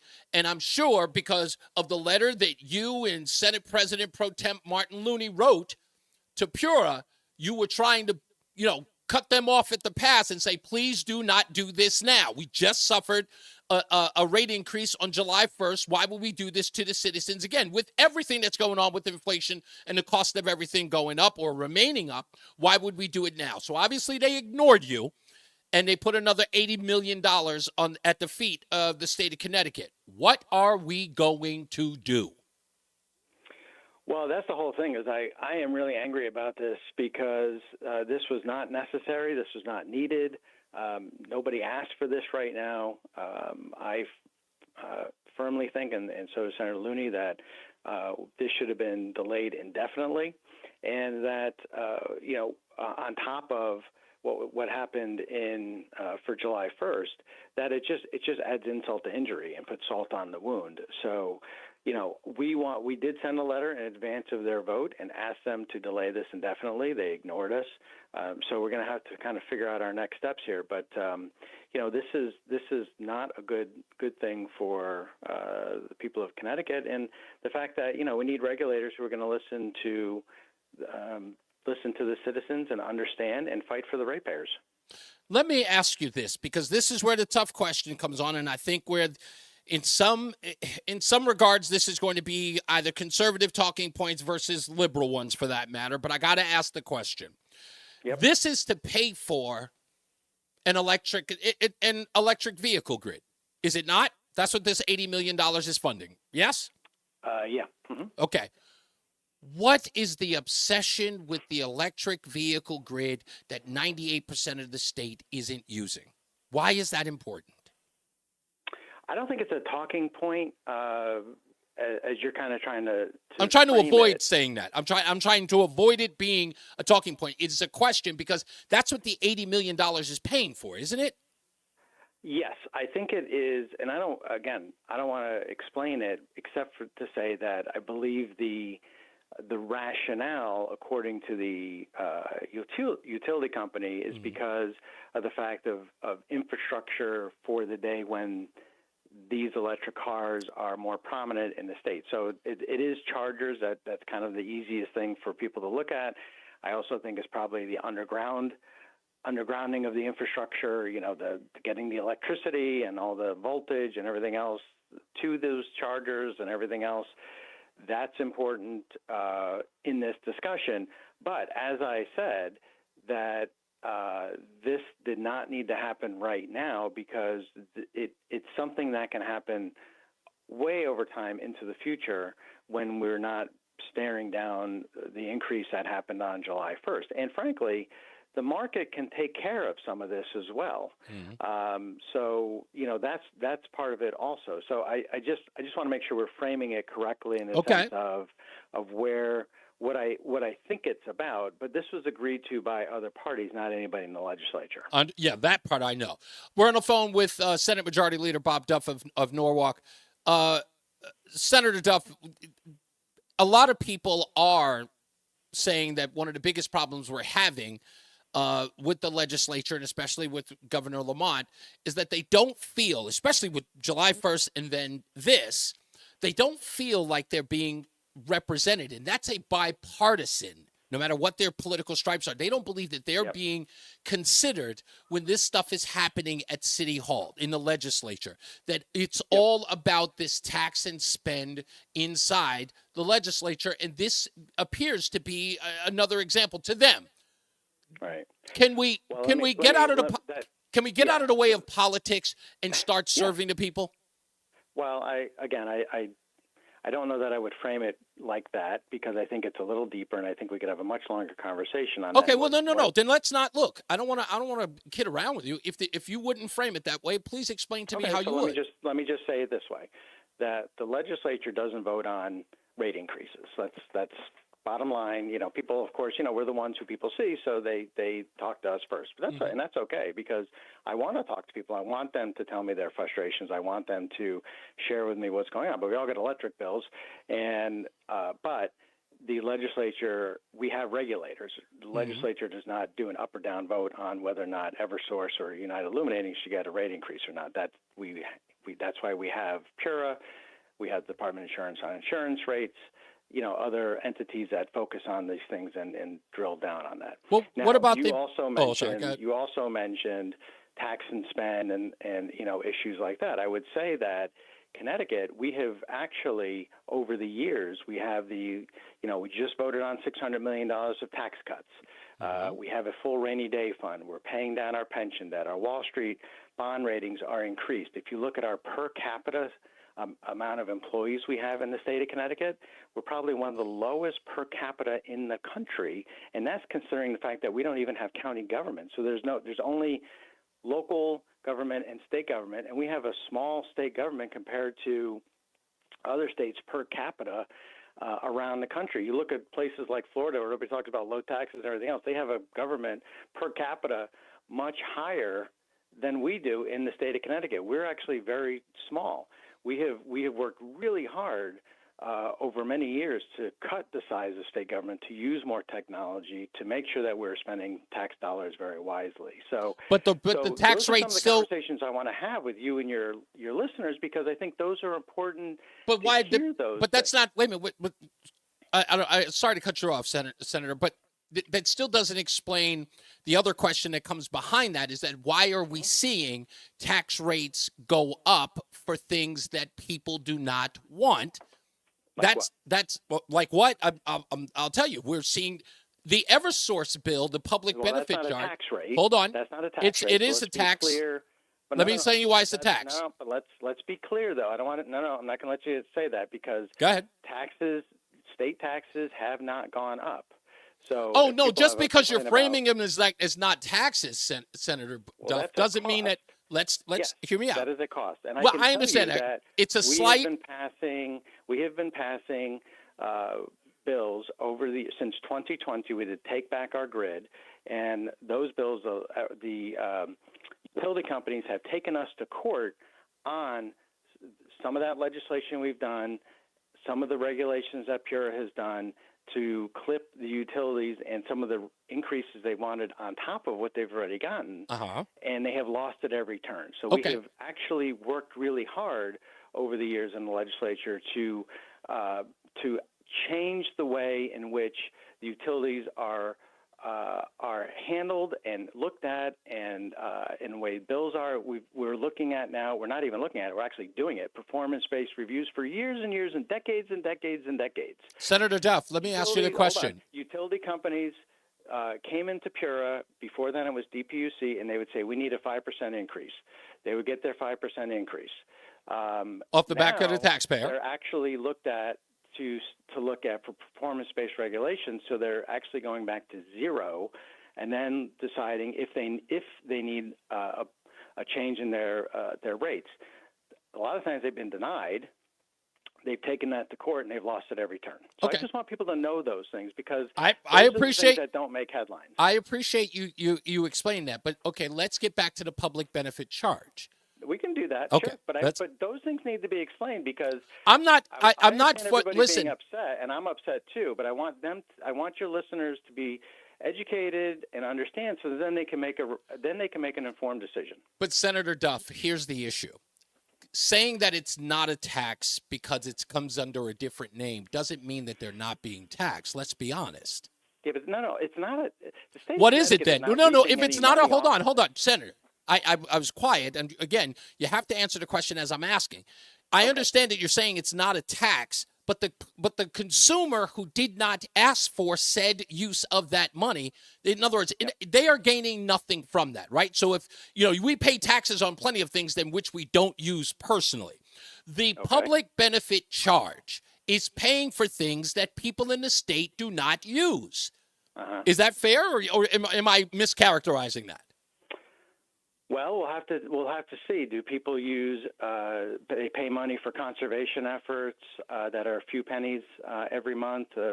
They pay for. Shouldn't they have a clean say in energy that? Charges. Shouldn't they those have a kinds of say in things. that? Yeah. Shouldn't What's they that? have a should the people of Connecticut have a say in what you're doing to you said energy conservation, you're talking about green energy, because what this is and you guys I've heard people dispute it, but the facts are that part of the money that's being used in the public benefits charge is in essence sort of a watered down version of what can be considered as a Green New Deal. It's for green energy, it's for renewable energy. Again, the state. Well, tell me what it's. Wait. Tell me how I it's just not. told you what it is. No. I just told you what it You is. said it's for what? Conservation? Yeah. Of clean what? Energy concert. Like, for instance, somebody wants to go buy CFL light bulbs or the new type of LED light bulbs. Those are subsidized. Why? So people will buy them. What's that? You said if someone wants to buy them, they are subsidized. Yes. Okay. Why are they subsidized? If somebody wants to go buy them, why can't they use their own money to purchase them? Why are you subsidizing them? Because we socialize those costs so that it brings the price down so more people use them, and then it actually brings down people's electric bills. So it brings down people's electric bills at a much better rate with that subsidy than if we didn't have it. Senator Duff, you got to hear. Wait. You got to hear what you just said. Yep. You said that the reason why you are subsidizing the purchase of a light bulb to bring down people's energy bill at the same time we're having a conversation about their energy bill going up. Come on. Let's be honest with one another. This isn't that one is not doing what the other one says it's supposed to do. Right? I mean, hear me out. Like, we're subsidizing something that's supposed to lower costs while prices are going up.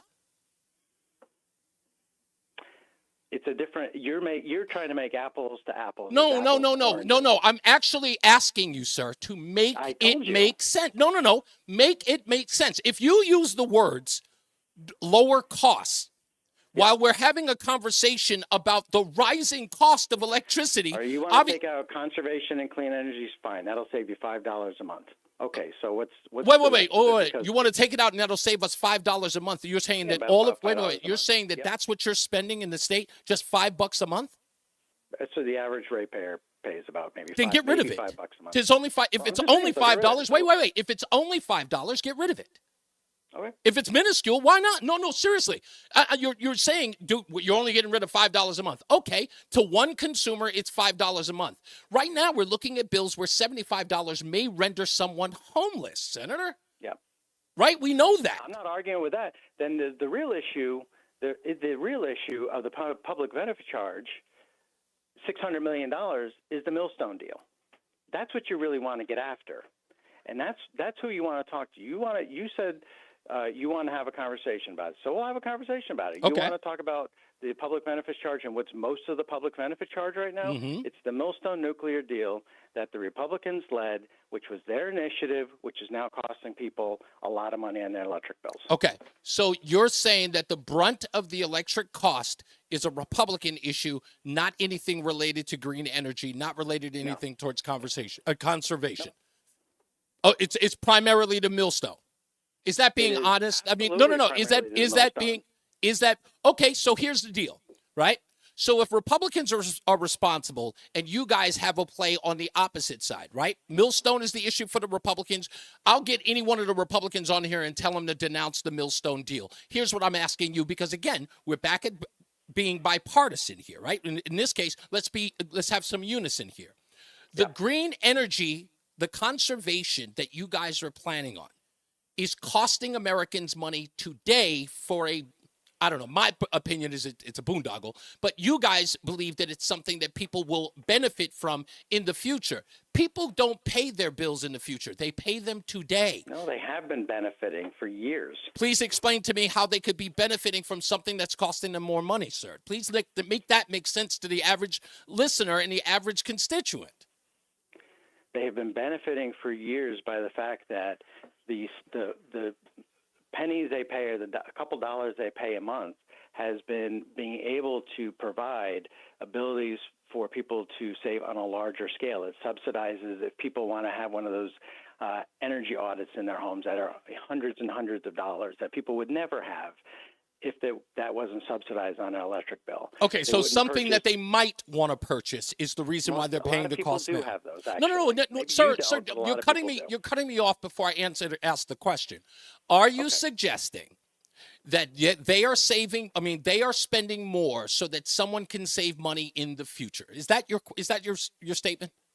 To save money in the future, yes, people want to save money in the future. Absolutely. People What can say, about "How the do I money they save want money to in the save future?" Yes, of now? course. What about the money that they need to save It now? could be next month, so it's not like it's years from now. We're talking about the month after, next.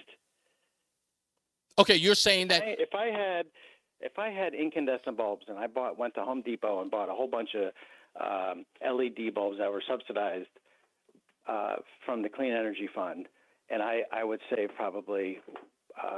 I would save maybe 30% of my electric bill.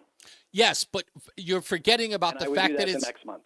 But, Senator, you're forgetting that it's being subsidized by other people. In other words, the government is a zero-sum game. You guys don't have any money. Wait. You don't. You don't have any money. Every dime that you have in your coffers comes from the people of Connecticut. So you're spending their money. That's kind of how it works. No, of course, that's my point. You know how it works. So when you keep saying that people are saving money, you're talking about them saving their own money that you tax them into saving. Okay, so now we're on to Ayn Rand over here. So No. if Don't. everybody built their See, own this is roads, the guess part that I would save never people get. money. This is the part that I never get. And I'm still trying to understand that. Because, again, the discussion is not about politics or policy. You are making it about politics. Actually, So I'm not. I'm making it Ayn about... Rand No. is not a politician. She was... I didn't mention Ayn Rand. You did. And I said to you... No, I didn't again, bring up politics. what I just said... I said Ayn Rand this is what you're saying. Basically, if everybody wants it, they should pay for it themselves. So we have roads that subsidize everybody. Because everybody pays. Are you comparing roads? Wait a minute. Are you comparing roads with the light bulbs that I'm people just buy making for a their comparison home? like you were. No. I know what comparison I made. You made the comparison of roads with a light bulb. I made comparisons of what is a subsidies of tax dollars. No, a subsidy of a tax, right. Okay, subsidizing the road is something that everyone utilizes, whether they take a bus or own a car. You're subsidizing. Everybody has lights at their house, too. Okay. And everybody has a stake in if we need more power plants or if we need more generation or if we need another one of those transformers or transmission lines or things like that. We all pay for those things. Okay, but if you help me out if I'm understanding this right. Help me if I'm understanding this right. Senator, what you're saying to me is that you and many others of your caucus are suggesting that what you're doing is for the betterment of society, regardless of whether or not they ask for it. Yes or no? You're focused on. I'm asking you. No. Forget about what I'm focusing on. How about just answering the question? What I'm saying is that we are focused on working to reduce people's electric bills while they're going up. We've been very critical with Pura and with the Republicans about the Millstone deal. All right, we got a break. Critical about Pura for even doing this EV thing that they did yesterday. So we've been very critical on those things. Well, Bob, that's where we are. Senator, I will say, Senator Bob Duff, Senate Majority Leader, I appreciate you coming on. I'm glad we got to hash it out. I needed to understand what was going on, and I think I have some sort of sense of what that is, and I appreciate you for coming on again. And this is not, I guess, format for you, but coming on the opposite side to at least have a discussion is I appreciate it greatly, and you have no idea. It's always important that we always have conversations. And that's exactly. I want more of them, not little them. You're invited on as often as you'd like to talk about anything you want to. Okay? All right. Thank you, sir. Appreciate it. Thank Have you, a sir. great day. Thank you, sir. You too. We'll take a break. More news, more views when we return. It's Reese on the Radio, NewsTalk 1080. Oh, sorry, the BPS Traffic Centers with Mark Christopher. Hey, Mark. When do they vote on these things? Because it seems to me a lot of these things are voted on at the last minute. Yeah. And nobody has the time to read what's in it. And the leadership just goes vote positive, vote up on this, and this is what we get. Well, you heard it.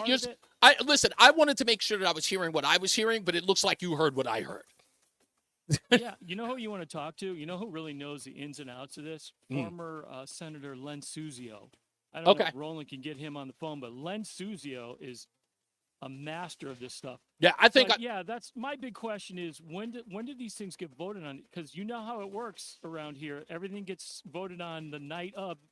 Yeah. Down shop, and half the people haven't read anything they don't know what's in it, and they just vote on it because their leadership tells them to vote Yep. yes on it. And It's that's a what we mess. get. Thank you, If Mark. if you're heading into Hartford right now, southbound 91. You're clear. Thank you, sir. 33 down to 32A and B. Again, down by exit 28. Northbound 91 moving well, Rocky Hill through downtown up into Windsor. Westbound 84 slows approaching the Bulkley Bridge in East Hartford to 47 Sigourney Street. 84 eastbound, you got delays about a half mile before 46 Sisson Avenue up to 48 Capitol Avenue. 291 384 looks good east of the river. 2 eastbound moving well, Glastonbury to Marlboro. 9 northbound Middletown slowing Harbor Park to the Aragoni Bridge.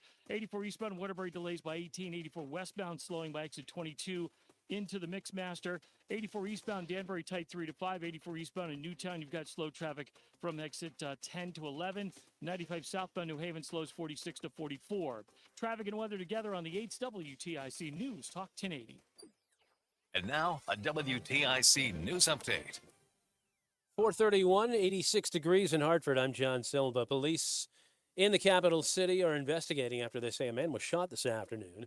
Victim found on Broad Street after police say they responded to a shot spotter activation at Russ and Hungerford Streets nearby. The person's in critical condition. Hours earlier, Wednesday night, police say another man sustained non-life-threatening injuries in a shooting on Martin Street. Customers remain up in arms over the latest increase in their electric bills. Many will be charged an extra $3 a month to help fund charging stations for electric vehicles. Last month, some customers saw their bills double, due primarily to an increase in the public benefits portion of their bill. East Haven police say their officers were targeted in at least 2 recent incidents. Wednesday morning, the suspect rammed a police cruiser still there? before speeding away. Earlier, police say someone taunted an officer threw feces at the police cruiser. The police brass in East Haven say such incidents will not be tolerated. 5 people, including 2 doctors, have been charged in connection with Friends star Matthew Perry's death last October. Federal law enforcement officials say they're the ones responsible for supplying Perry with a lethal dose of ketamine found in his system. The 54-year-old was found unresponsive in his swimming pool last October. International mediators held a new round of talks aimed at halting the Israel-Hamas war and securing the release of scores of hostages, with a potential deal seen as the best hope of heading off a larger regional conflict. Now, Peter Marshall, who played the straight man to the stars for 16 years as the host of the Hollywood Squares, has died. The Virginia-born Marshall was a singer and actor who appeared in films and on Broadway before landing the gig in 1966. Peter Marshall was 98. On Wall Street, the Dow finished up 554 points today to finish at 40,563 for the day. NASDAQ up 401, S&P ahead 88 points. For these stories and more, go to WTIC.com. I'm John Silva, WTIC 1080 News. Hi, I'm Joe with SimpleSaleUSA.com, and I buy houses cash. If you own a house and want to sell it fast at a fair price, call me at 203-896-4000. Candelora wants to come on? And close in as little as 7 days. I buy houses in any condition, any price range, and more importantly, anywhere in Connecticut. I'm a private real estate investor who buys several houses a month, and I want to buy more. I buy inherited houses, divorce houses, behind in payment houses. I even buy my... Yeah, he's calling in right now, actually. Holy Do you moly. own a house that is trashed and needs thousands of Getting dollars of text repairs? everywhere. There's like, dude, that was great I love radio. buying junk houses. I buy vacant houses, abandoned I did houses, not want it to. condemned Do you know houses, I did not even want that to be foreclosure heated? houses. I was If you own a literally house thought and he would wanna be sell it on our fast, side. Call me at 203-896-4000. That's 203-896-4000.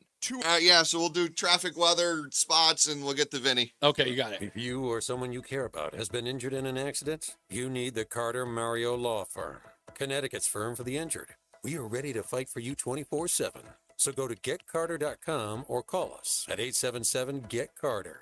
Wow, honey, have you seen the electric bill? Yeah, it's out of control. But have you heard of Navien tankless water heaters? Tankless? How does that even work? Well, instead of constantly heating and storing water, it only heats water when we need it. So much more efficient than our giant tank heater. That sounds great. Let's look into Navien. Already on it. Imagine all the hot water you need only when you need it. Bulky tanks are history. Navien high-efficiency tankless is the future. Compact, wall-hung units free up floor space, lower energy bills, longer life than tanks, and a 15-year warranty. Find out more at tanklessmadesimple.com. We're the Goo Goo Dolls. We're fortunate that our daughters have what they need to grow and learn. But that isn't the case for nearly 13 million kids in the U.S. that struggle with hunger. Childhood hunger is a heartbreaking reality that Feeding America is working to change. Each year, the Feeding America network of food banks rescues billions of pounds of good food that would have gone to waste and provides it to families and children in need. You can help kids in need in your community by visiting feedingamerica.org. Now, here we go. We'll be on for like a minute, and then you can throw to Mark. Oh, yeah, you got it. Reese on the radio, filling in for Todd Feinberg on WTIC News Talk 1080. I want to thank everybody sending in the text messages and everything about my interview with Senate Majority Leader Bob Duff. And we are happy to learn that after we get back from BPS Traffic Center with Mark Christopher, House Republican Leader Vincent Candelora is going to be calling in as well to respond to that interview as well. Look, this is something I just want to say this to Senate Majority Leader Bob Duff. I don't know where that went left, but I get it. It's always going to end up being partisan. And all I wanted to know, and I say it again, and I know he's listening, so I'm going to say it again. The effort should always be on the citizens of the state. That's it. How are we going to lower prices? But when the conversation starts veering into things that we're creating for people that they might buy, while we're seeing the rates increase, it seems like we have our eye off the ball. The immediacy here is the lower rates for people so they don't end up homeless or without AC or, in essence, without heat when the winter comes. Serve the constituents. That's all. That's what it should be about. So I didn't want to make it a blame game. I thought that we were going to be all on the same page. But you know what? If it's got to be, it's got to be. I can't control that. I accept the world as it is. So we'll get to that as soon as we can. Again, House Republican Leader Vincent Candelora will be on with us right after the BPS Traffic Center with Mark Christopher. Hey, Mark. All right. Thank you very much, Reese. If you're heading into downtown Hartford. All right, so we got traffic weather. I got like 2.5 minutes of spots. Okay. And then you can take them all the way up to traffic again at 58. Thank you. Northbound 91 slowing in Meriden, getting by exit 18 in the construction. After that, good ride Cromwell up into Windsor. Westbound 84 slowing, approaching the Boakton Bridge in East Hartford into the tunnel. 84 eastbound, you got delays 44 Prospect Oakwood up to 48 Capitol Avenue. It just proves that they listen. Oh, man. Now moving well Glastonbury to Marlboro. 9 northbound delays 22 in Middletown up to the Aragoni Bridge. Heading toward Waterbury, got some slow traffic between 16 and 17. Southbury into Middlebury. Westbound 84 is a little tight approaching the Mixmaster. 84 eastbound Danbury tight 3 to 5. Again, 84 eastbound slowing by exit 11 in Newtown. Southbound Parkway tight getting by exit 60 in Hamden. Southbound 95 slows 46 to 44 in New Haven. Traffic and weather together on the 8th WTIC News Talk 1080. Don't let a cold, sinus infection, or allergies ruin your day. Breathe easier, sleep better, and feel healthier with Navage. Visit Navage.com, Walmart, Walgreens, CVS, or a store near you. WTIC weather. And through the rest of this afternoon, still tracking a couple of strong thunderstorms out there. One if you're heading north of Windsor Locks on 91, all the way up to the state line, dealing with the downpour that direction. We'll continue to see this activity persisting into the early evening. Could contain, of course, downpours, hail, and gusty winds. Again, a high this afternoon of 89 degrees. And for tonight, things will clear out. Patchy clouds, gusty wind, small hail will come to an end with a low of 62. Then for tomorrow, turning out partly sunny. Still very warm, though. That wildfire smoke streaming overhead could still make the skies look hazy with a high of 86 degrees. And heading into this weekend, looking at mostly cloudy skies and a humid day for Saturday, high of 84. And some showers and thunderstorms returning for the day on Sunday, temperatures in the 80s. Right now, it's 88 degrees in Windsor Locks, 79 in Plymouth, and 88 in Hartford. This is meteorologist Matt Benz in the WTIC Weather Center. Start your day with all the latest sports information. Matt Soroyce has updates from the Cordell and Cordell Sports Desk at 15 and 45 past every hour. Only on WTIC News Talk 1080. Hi, this is Eric Hogarth from Money Wisdom. Tune in this week and every week to gain a better understanding of taxes, retirement income, and long-term care. The Money Wisdom, Saturdays at 8:30 on WTIC News Talk 1080. For eligible individuals, 18 and older only. Results vary. See website for details and important safety information. How are your hearing aids sounding now? A little tinny. Okay, 2 seconds. With Jabra Enhanced Selects Premium Package, better hearing doesn't happen in a doctor's office. It happens at home all done remotely from initial testing to adjustments. How are they sounding now? Fantastic. So much better. You get the same advanced hearing aid technology and professional support you expect from a clinic at a fraction of the cost. And if you have any issues, we'll make adjustments 7 days a week, no charge. Oh, you people are wonderful. Our premium package includes hearing aids, 3 years of follow-up care, plus a 3-year warranty with loss and damage coverage, and a 100-day money-back guarantee. I hear better than I ever thought possible. Save $300 on Enhanced Select 500 hearing aids automatically at checkout. Just go to JabraEnhance.com/try. That's JABRA Enhance.com/try. JabraEnhance.com/try. From inflation to worker shortages, America's small businesses are met with challenge after challenge. Now, a massive tax increase on small businesses is right around the corner. This will impact 9 out of 10 small businesses and lead to job losses, reduced wages, and an economic slowdown. Visit smallbusinessdeduction.com and tell Congress to stop the small business tax hike. Paid for by the National Federation of Independent Business. Wesley Financial Group is not a law firm. Are you a victim of the timeshare trap and think there's no way out? I'm Chuck McDowell, founder of Wesley Financial Group, the original timeshare cancellation expert. And I'm here to tell you that there is a way out. All you need to do is give my office a call. I will send you a timeshare exit information kit absolutely free, explaining how the timeshare industry works and your options for cancellation. Call Wesley now for your free info kit. 800-790-1400. 800-790-1400. Retirement can be scary, but only if you're not prepared. That's why AARP created thisispretirement.org. Because unless you've already retired, you're in pretirement, and you still have time to plan. Learn about 30 seconds. Savings options, Thank you, sir. potential tax breaks, and how you can build savings over time. Visit thisispretirement.org for free resources to help you customize your action plan. And See, we were emailing that we didn't get to work together lately, and boom, here I am. Yeah, right. Council. Traffic brought to you by Cape Cod Fence. More than just I was thinking fencing. that when you texted me today, too. I was like, wow, we were just talking about that. I never want to work with you again. Furniture and sheds. Call 860. Roland, I had shit to do today. It was the crazy part is like all of a sudden it's like and the day you show up, then all of this nonsense happens. Either a gift or a curse. Take that for what you want. I'll take it exactly like that.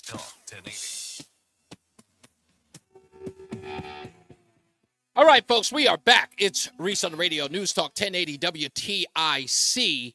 Let's get right our guest on the phone now, I guess responding to my conversation with Senate Majority Leader Bob Duff of Norwalk is none other than House Republican Leader Vincent Candelora is on the line. Hello, Senator. How are you? Thanks for having me on. I'm doing well, thanks.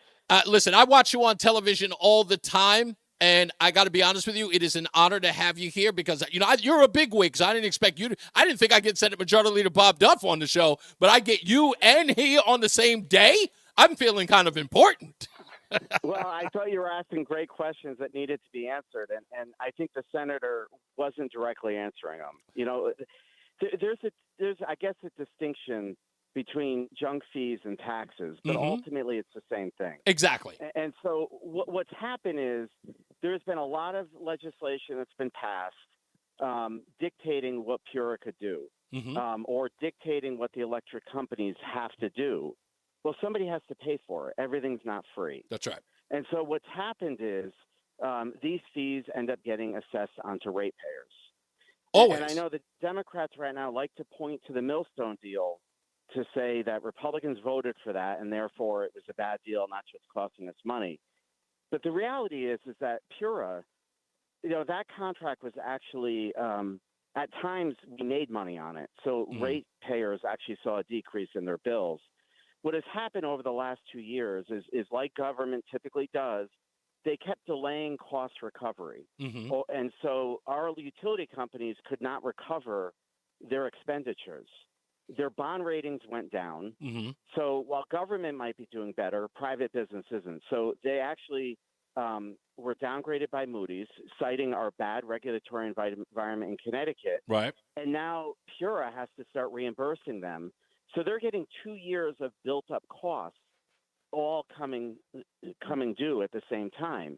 Those electric charging stations were mandated, by Pura at the direction of the Democrats, and they spent $80 million putting in these charging stations that 2% of the state is going to use, and now that bill has come due to pay. Why And so wouldn't it's it, a if little I may bit- interrupt, Yep. Mr. Kendall, why did we not see incremental increase? What was the reason behind it? Did they just keep kicking the can down the street? Because we could have, obviously there could have been incremental increases so we don't run into a big giant, the 2-year balloon payment, right? That's right, and that's what our electric companies asked for. Could we spread this over time and ease into this? And Pura said no. And they Really? denied the cost. Yes, they did initially. So all of the costs that they tried to recover over a year ago, which was almost $300 million for the Millstone deal. The reason why that Millstone contract is so much is because they didn't allow them to recover for 2 years. And the reality is, if Millstone shut down, that's 40% of our power. Right. And Democrats want to replace 5 cents a kilowatt hour for nuclear. They want to replace it with 15 cents a kilowatt hour for wind or solar, which is much more expensive. Exactly. This is the part that drives me through the roof. Okay. And that was, and I said that it would not have been as exercise of a conversation with Senator Bob Duff had he not started suggesting how this is going to be a cost benefit to taxpayers while we're in the middle of a discussion of an $80 million tax hike. And I mean, and it's only benefit to the people that use them. Yes. It is classic socialism. So people that have electric vehicles are going to benefit. Yes. People that use gas-powered are not. But it's a subsidy. This is the thing I can't understand. He keeps talking about a subsidy for something someone might eventually buy, right? So we're paying for the subsidy today, even though the consumer has not gone out to purchase, like he's talking about the light bulbs, the LED light bulbs. We want to have that in place for the person who might buy an LED light. And my head is, so we're collecting taxpayer dollars under the auspice that someone might want an energy saver light. Why wouldn't the person because I believe that is a personal choice. The reason why you buy a Prius. Let the market. Yeah, let the market. Exactly. Dictate. If you want to spend a little bit more money on an LED because you could afford it, yes, or an electric vehicle because you could afford it, God bless you, go do it. Yes. But for many of us who can't afford it, we need the cheaper option. And to think that the poorer or the middle-class communities now have to pay for these wealthy Teslas that are in our wealthy suburbs. When you run the zip codes of who are able to afford EVs, right, it makes your head explode. Yeah, because it's a secondary car. It's not their first car. It's a second car. Well, it's their second car, and these people are making six figures. Right. And people that are making, $25,000 a year are subsidizing those programs. And What that's did you? what's so outrageous. What did you make of Senator Bob Duff's comment about? Well, if you want to just get, you're only getting rid of $5 per customer, and I'm like, so what? Like, we're trying to. It all adds up. I mean, you Yeah, think about exactly. the moratorium. Connecticut put an electric moratorium in place for 4 years for COVID. COVID ended in about 2 years in. Exactly. Not for Connecticut. They let it drag out for 4 years. Mm-hmm. We were the longest in the country to have that moratorium. And Democrats championed it. I actually had wrote a letter when they were deciding that and asking Pura not to extend that moratorium because, of course, I knew ratepayers were going to have to pay those bills. That's to the tune of $200 million now. It just all adds up, and there's consequences to actions. But according to Ryan Yep. Fazio, the numbers, the amount of money that's been collected thus far from the public benefit charge is upwards of $200 to $350 million. Is that accurate? It could be. And so the public benefit charge, it's a rolling charge. Right, of course. So every year it gets shored up. So Right. there's been discussion about people that, if they have bad debt where someone didn't pay their electric bill, if the company recovers that money through other people's rates, right, and then they happen to go back and collect from that person that didn't pay their bill, they're double dipping. That then is right. It's double dipping, but it's offset in the next year. Right. So it's sort of a constant adjustment that's made through those RAM charges. So the electric companies are never benefiting or double. Oh no, I bonusing from don't think that no, that wasn't a question about the electric company because that money's going. Look, part of the two parts of the public benefit charge are going to the legislature. I mean, it's going to to the state coffers, right? It's going to different programs. Yeah, it's different state programs. But that money is being used, and according to Ryan Fazio, some of that money has been allocated to other places outside of the green energy nonsense, whatever it is. It could be. I mean, I think one of the fundamental problems is there's not a lot of transparency in this process. Yes, that is and I a think huge that's the part. other piece that people are about. There was very little warning. People didn't realize this was happening, and there was zero transparency. Frankly, it was why back in February of 2024, Republicans came to the table and said, we need to address this issue now. Right. And instead, the budget was done. The money was spent. There was nothing allocated to energy. They ignored these issues. And now it's all come to roost, and they're running around trying to say we need to extend out payments, or, they sent that letter to Pura objecting to that EV charge. Right. Well, that was in the 11th hour. The decision had already been written and made. Mhm. It was a ministerial vote that was taken. Don't even. Do you think claim that you were trying to that letter was to sort of give the impression? CYA. Yes. Okay, that's what I thought it was. Okay, you said it. I didn't. I was going to use a more diplomatic way to describe it. But yes, it was a cover your bum. I get it. Yeah, it came in at the end of the process. We knew this was happening 4 weeks ago, or longer. This has been a long process that you have to follow the docket on, and I'm sure they certainly knew it, but then realized, oh boy, we have a problem on our hands. There's too much arrogance, I think, coming out of Hartford, and not enough listening. I got that impression. I was trying to be diplomatic there. Yeah, it's one party rule. We've asked for these things. We've asked for several times. We've asked for conversations on energy reform. The governor hasn't even responded to our letters. The governor hasn't responded, period. The governor hasn't even released a statement. I don't know if you heard the opening of the show. No. I called Chris at the governor's office. Not only did he not have a statement by the governor, he said there was none planned. He also said that there was a press conference that no one could confirm nor deny about what happened with Pura yesterday. So we're the governor in Maine now, and from Maine, he's going to head out to Chicago for the Democratic National Convention, which very much suggests to me that we're not going to get a response from something this dire, this important, until the governor decides to get back, which will be a week later, where I can only presume he thinks that no one will care anymore. Yeah, I think they're going to try to run the clock out on this one. Oh, yeah, I totally agree.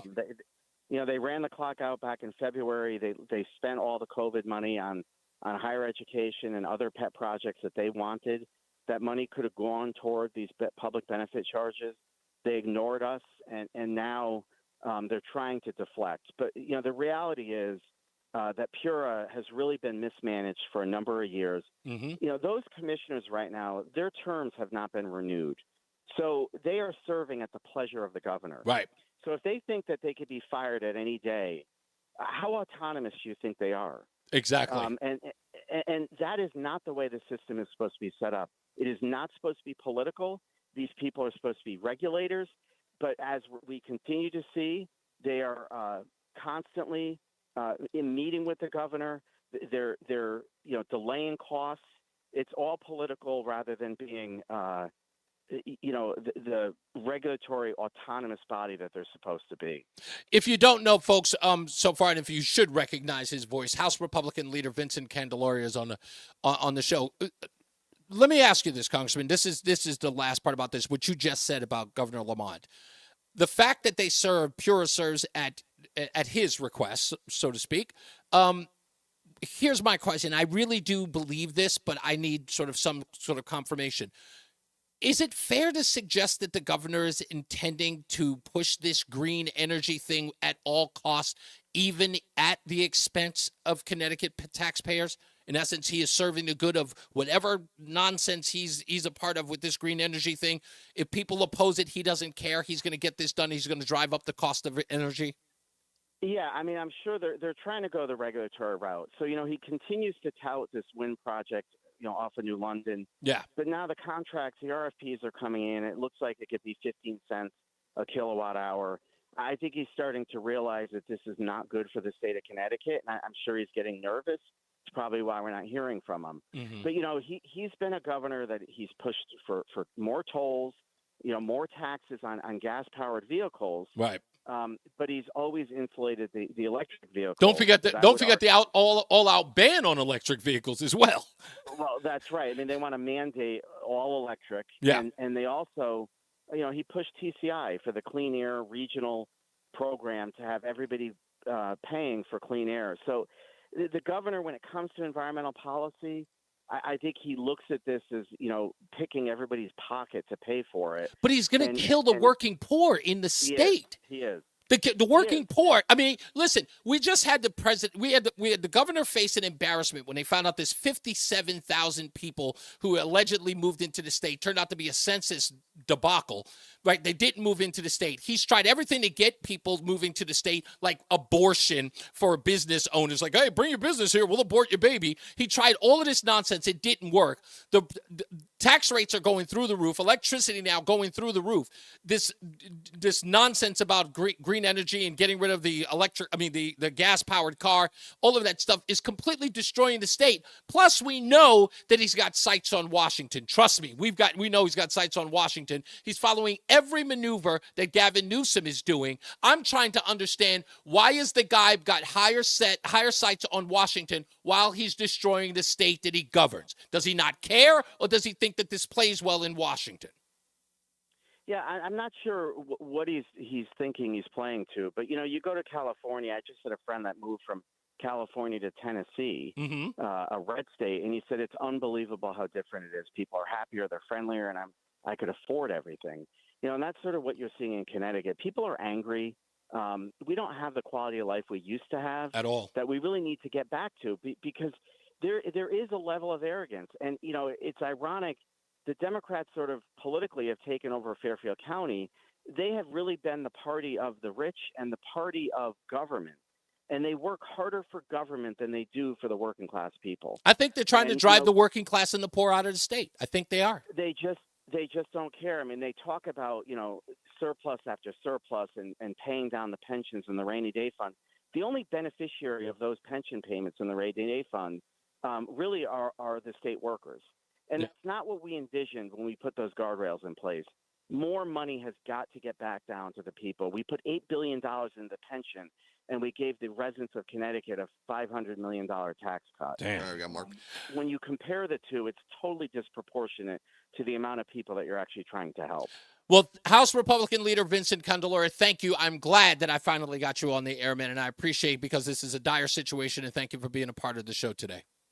Thank you. Happy to come on. My pleasure, sir. Let's get to the BPS Traffic Center with Mark Christopher. Thank you, Mark. Reese, even Lamont's wife's leaving the state. So, yeah, it's probably a lot easier to start up that groundbreaking business in Nashville than it is in Stanford. That's it for Connecticut companies. And he's in Nashville setting up companies there because Connecticut's pretty complicated. There you go. It says it all right Says there. it all. Pretty much. You're heading into Hartford right now.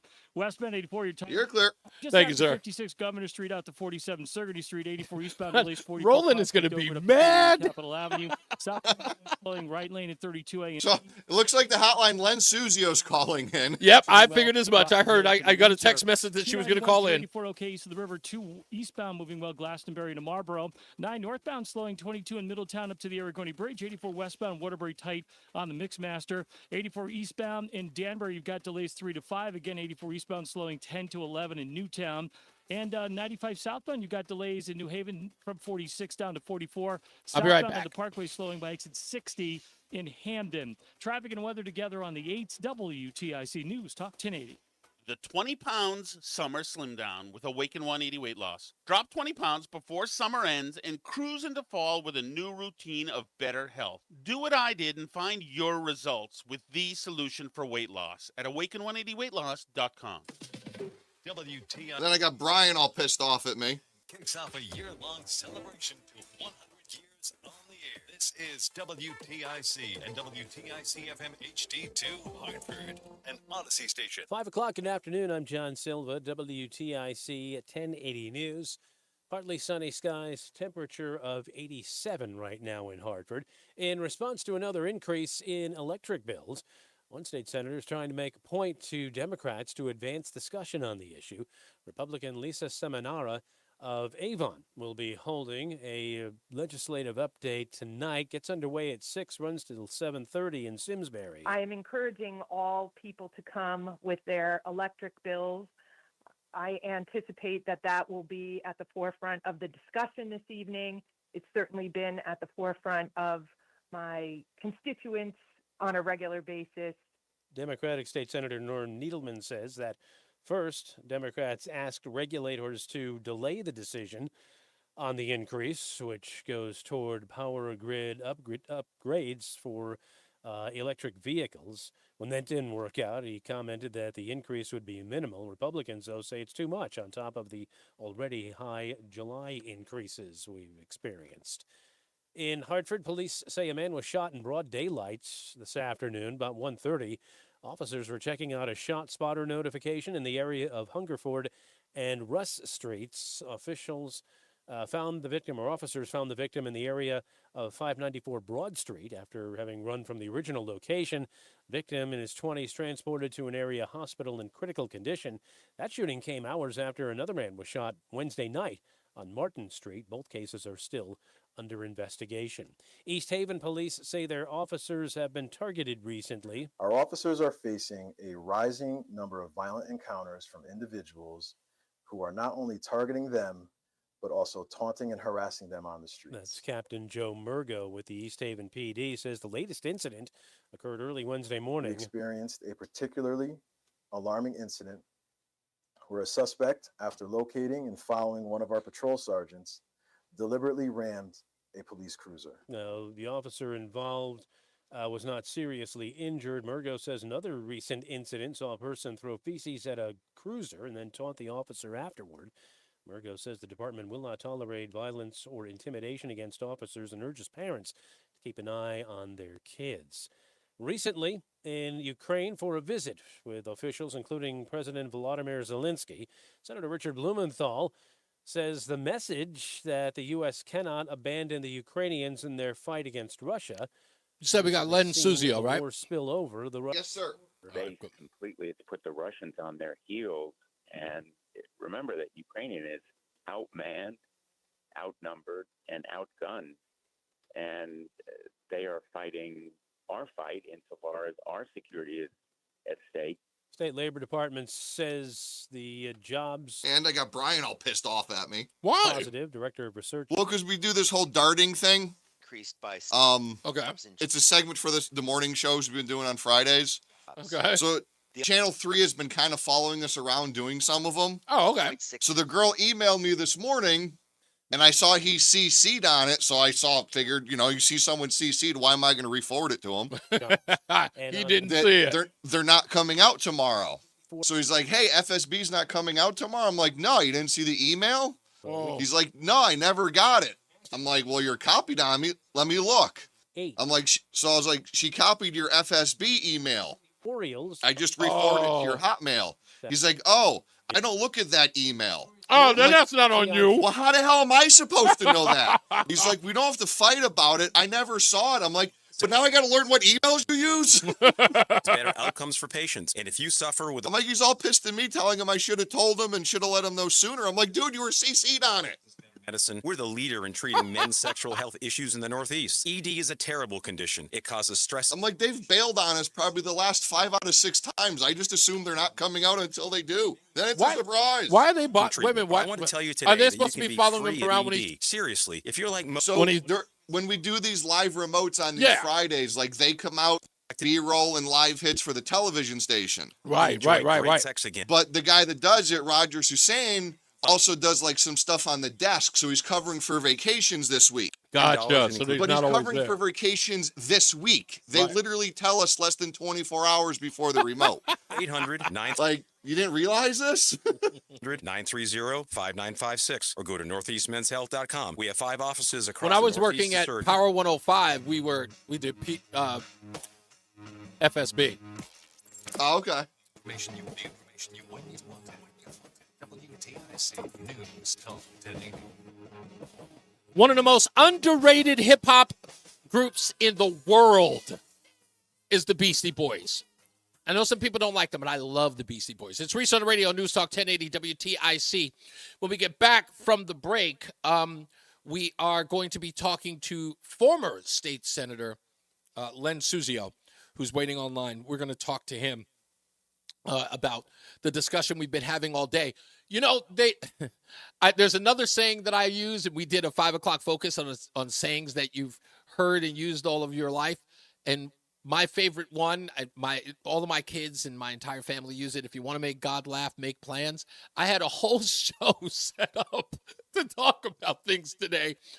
But, you know, the news is the news, right? And what dominates the headlines is what dominates the headlines. Sometimes you don't have any control. Sometimes I like to go off in the other direction, right? When everybody's talking about something and I think it's lame and silly, I want to talk about something that's more important or more relevant.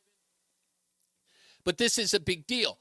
But the part that, let me just say this but before we go to break, and this is the part I can't understand. And someone's going to have to explain it to me. I don't care how mad you get. And I mean that. I don't give a damn how mad you get. When you can't find a way, or at least you don't have an interest in working your butt off to make sure that someone isn't going to be evicted from their home because they can't pay their electricity bill that you may have some control over. You may be able to work something out that people would so much as not ask the governor to call an emergency session to work on those things because, again, every day counts. Every hot day, every cold day, every rainy day, all of it counts. And if you care about those people who you want voting for you every time that you're up for election, you would show that at a time like this and move your ass to working for them. But when you don't, it shows. You don't need me to argue with you to show that. Your words speak for themselves. Trust me. You don't need me to debate with you in order for them to recognize whether or not you care. I promise you that. Let's get to the BPS Traffic Center with Mark Christopher. Hey, Mark. Reese, thank you very much. Good afternoon. If you're clear. Thank you. Right now, you're on the southbound side of I-91. You've got delays as you move 33 down to 32A and B. Another bump down by exit 28. We have an accident now, and that is 91 southbound down just south of exit 21 between 21 and 20. Left and center lanes are blocked there. Stay to the right, delays back to 22 and Cromwell behind that. Northbound side 91 moves well. Cromwell through downtown up into Windsor. Westbound 84 is tied up approaching the Bulkley Bridge just after 56 Governor Street and East Hartford out to 47 Sigourney. 84 eastbound delays half mile before 46 is an avenue up to 48 Capitol Avenue. 291 through 84, that looks good east of the river. 2 eastbound's okay, Glastonbury to Marlboro. 9 northbound slowing 22 up to the Aragoni Bridge. 84 eastbound Waterbury delays by 18. 84 eastbound in Danbury slowing New York Connecticut line to 5. Again 84 eastbound some slow traffic by exit 8 in Danbury and again by exit 10 up to 11 in Newtown. South 95 slowing 46 down to exit 44 New Haven and southbound Parkway delays getting by exit 60 in Hamden. Traffic and weather together on the 8s. WTIC News Talk 1080. WTIC.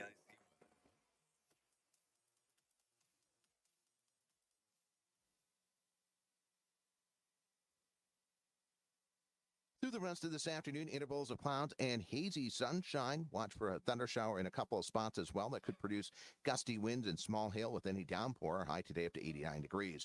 Still a gusty thunderstorm around into the early parts of tonight, but that will quickly come to an end with clearing skies. Temperatures falling down to a low of 62. Tomorrow, partly sunny, very warm, but still dealing with some hazy skies, a high of 86 degrees. And for Saturday, mostly cloudy and humid, high of 84. I'm meteorologist Matt Benz in the WTIC Weather Center.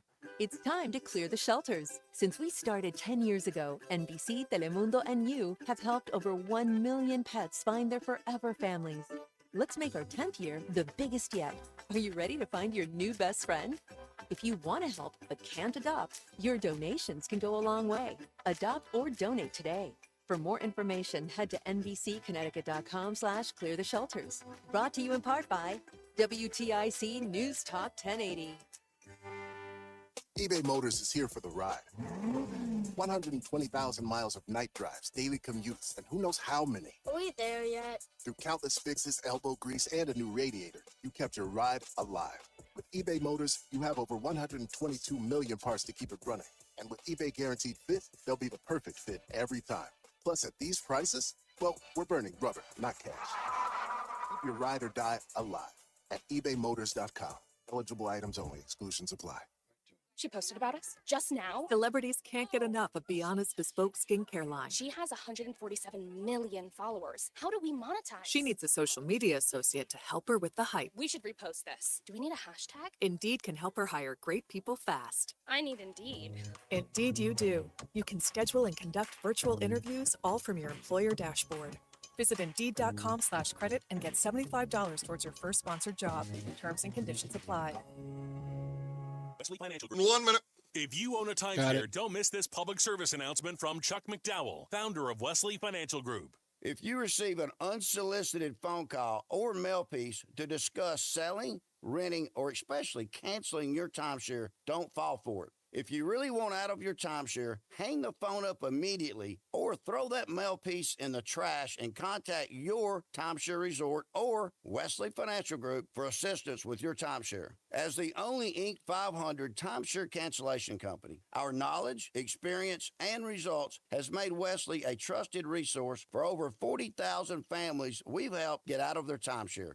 Give us a call, and I'll send you our timeshare exit information kit free with the straight facts about your timeshare and all of your options for cancellation. Call for your free info kit, 800-329-2121. 800-329-2121. 800-329-2121. This is Reese on the Radio, filling in for Todd Feinberg on WTIC News Talk 1080. And let's get right to it, folks. Reese on the Radio, News Talk 1080 WTIC. Former State Senator Len Suzio's on the line. I got an update or an alert that you were going to be calling, Senator. So thank you for joining. Were you listening? Or were you somebody tapped your shoulder and say, "Hey, you got to listen to this"? What brings you to the show? I started getting phone calls from people who know how involved I was with this stuff, saying, "Oh, you got to get on the show. They're talking about the electric costs and how crazy they're going in Connecticut." And I spent a lot of time studying that issue when I was in the state Senate, and I know exactly what's causing it. I can prove to you what's causing it, and I can tell you how much it's costing. So let's start with what's causing it. Okay, there's three factors causing it. Okay.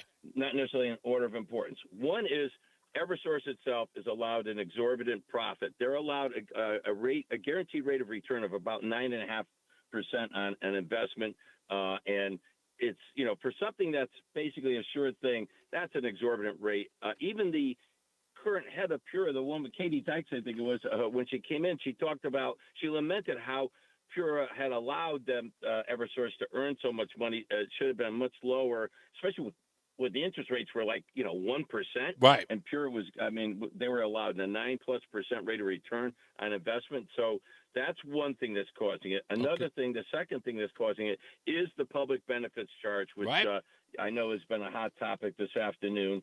And then a third factor is the renewable energy costs. There we go.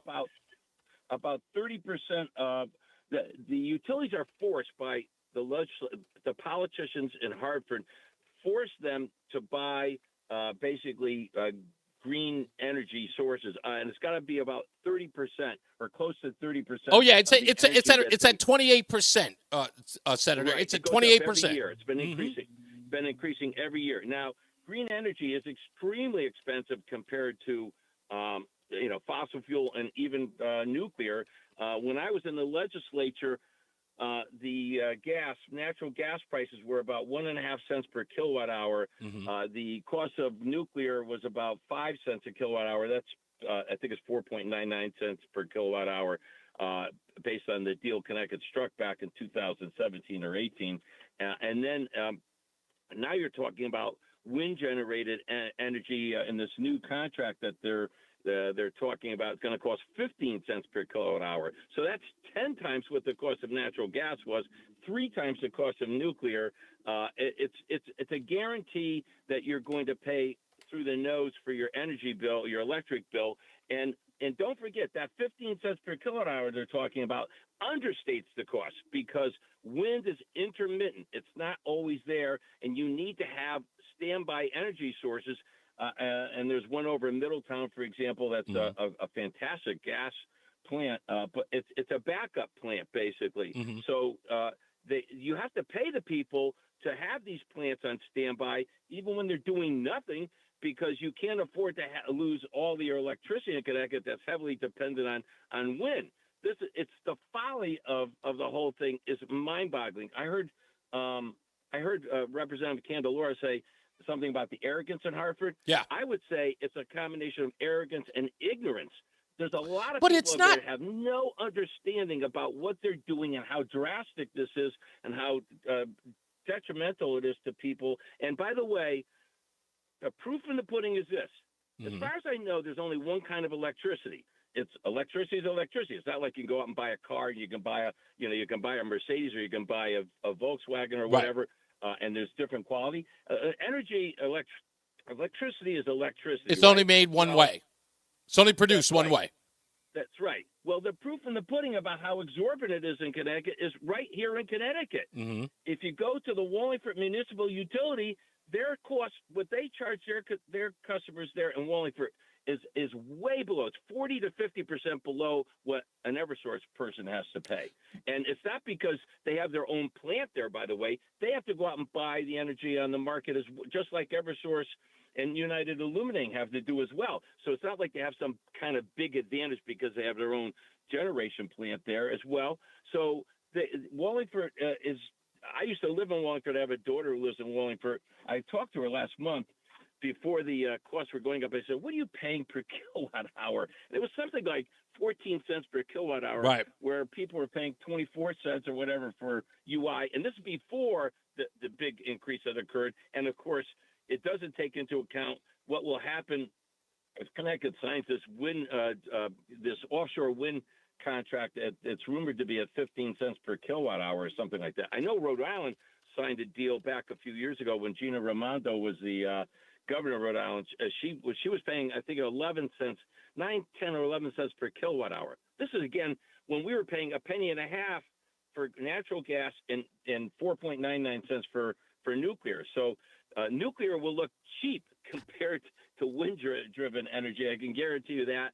And again, if they go with this mandate that you won't be able to drive or purchase gas, gas-powered vehicles, oh man, what that's going to do is going to put an incredible strain. The system won't be able to handle it because there'll be such a surge in demand, and now you're going to be talking about much higher energy costs and much less reliable energy and brownouts, just like they've been having in California, these rolling brownouts. So it's the worst of all worlds. There's nothing good about it at all.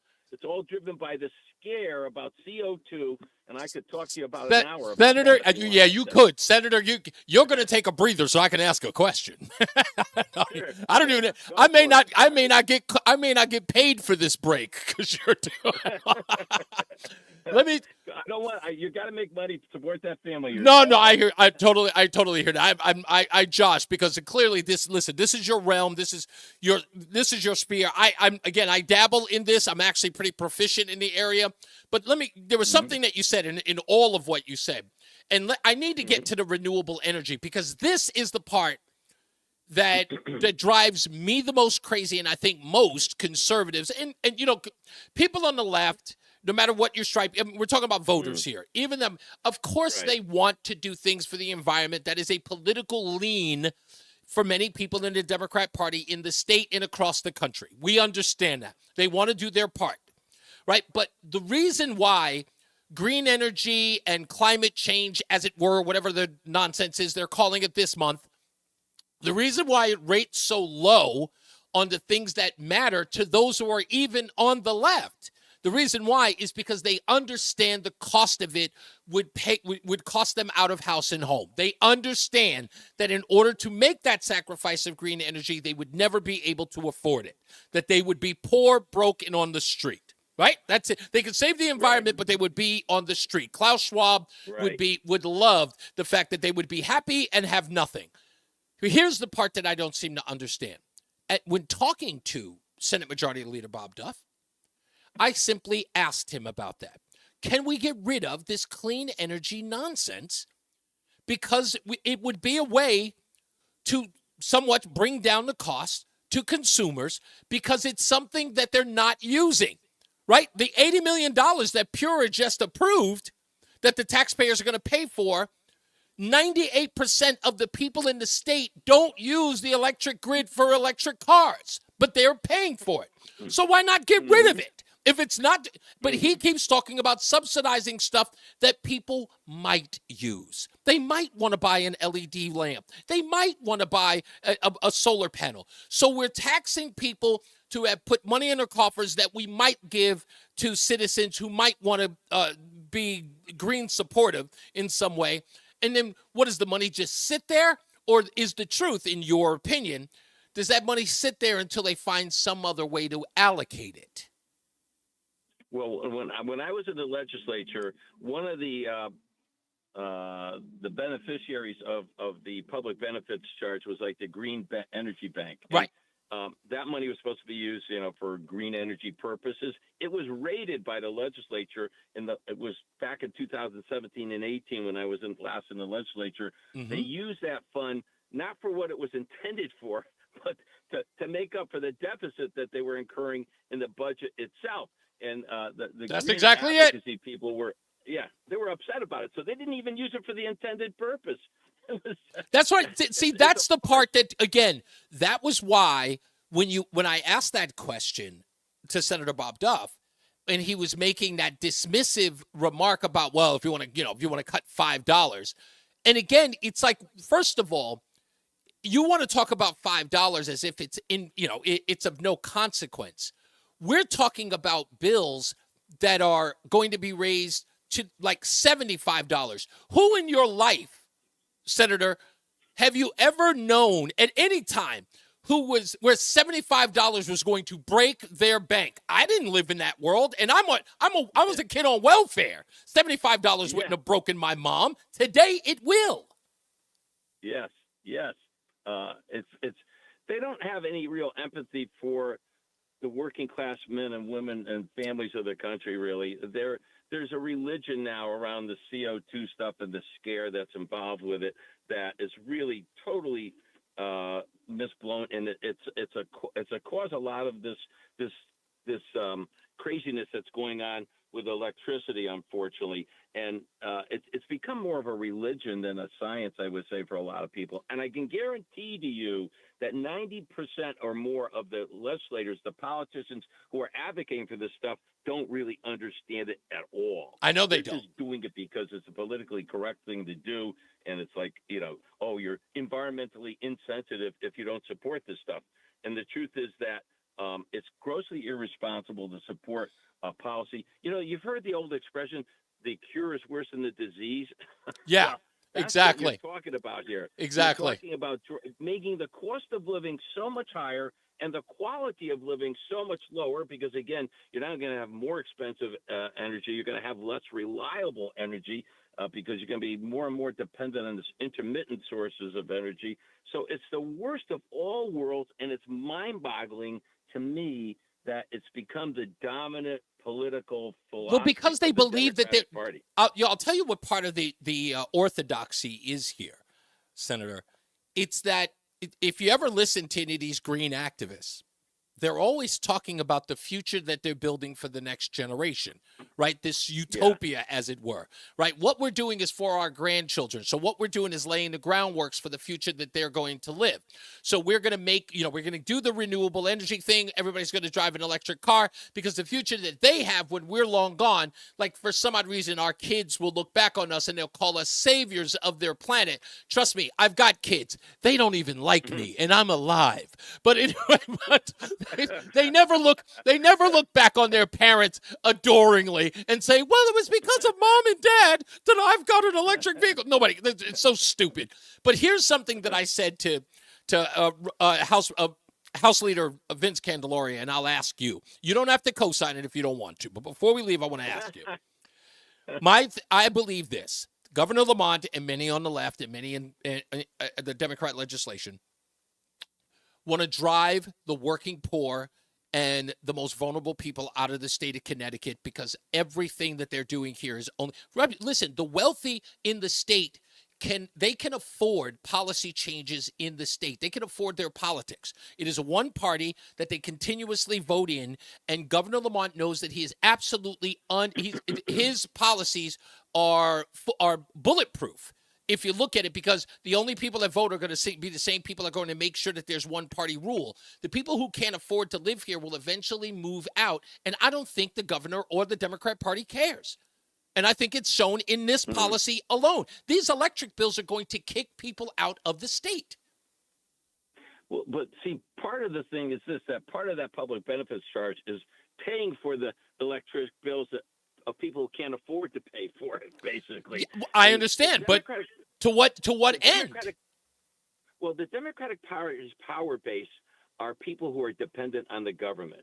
So the more people that are dependent on government and government programs, the stronger their base and the more likely they're going to win. That's one reason why I strongly believe why they're tolerating all this illegal immigration into the country, because they see these are not the normal immigrants that come through the normal process where they're going to be contributing members to society. A lot of them are going to be heavily dependent on government programs.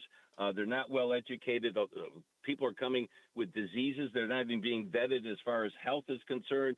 And this is all part of the Democratic strategy to make up. See, they're starting to lose the black vote now. The black that's a wrap. Wake up. Yeah. And it's so funny. Make up for it somewhere. It's so funny. By the way, Len Suzio, Senator Len Suzio, former Senator Len Suzio is on the phone with us. It's funny you say that, because remember when we used to talk about demographic change, and when we talked about demographic change, it was about changing states like Texas and Florida, and turning Texas into a blue state, like Nevada into a blue state. That was what the demographic change was. Now the demographic changes, they're getting rid of the African American community, because again, only 20 to 24% of that voting block actually shows up on election day. And if you bring in a group of people, give them $20,000, a place to stay, and a job, you have a guaranteed voter base for another 20 to 30 years. That's it. That's the game. All right, traffic. The name of the game. Thank you. Stay in power. Thank you. That's exactly right. Senator, thank you so much, man. I appreciate you calling in and for listening to the show. I hope you will come back. You have an open invitation, sir. Oh, thank you very much. You're a great fill-in for Todd, and I hope to hear more of you. You take care. Thank you, sir. All right, folks, let's get to the BPS Traffic Center with Mark Christopher. Hey, Mark.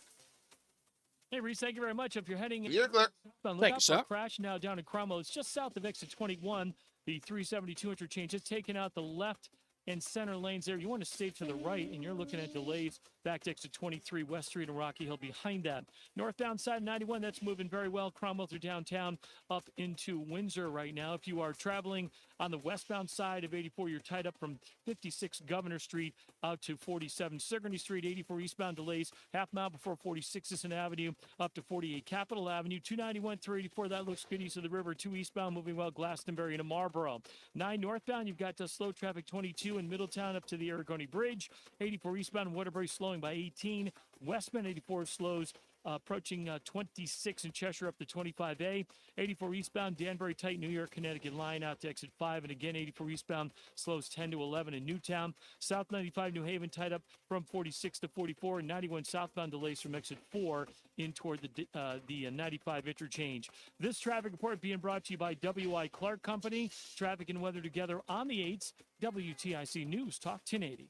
W.I. Clark. Call us or find us online at wiclark.com. W.I. Clark provides superior equipment, parts, and service to the construction and landscape industry across Connecticut. We represent great brands like John Deere, Wirtgen, and Leeboy, and our employees have been the key ingredient behind our success since 1925. Online at wiclark.com. WTIC. Intervals of cloud and hazy sunshine for the rest of this afternoon. That haze due to Canadian wildfire smoke moving overhead. Our high today up to 89 degrees. Watch for a thunder shower as well that could linger into the early parts of this evening. Any storm could bring gusty winds and small hail with any downpour. For the rest of tonight, then, skies will clear out, low of 62.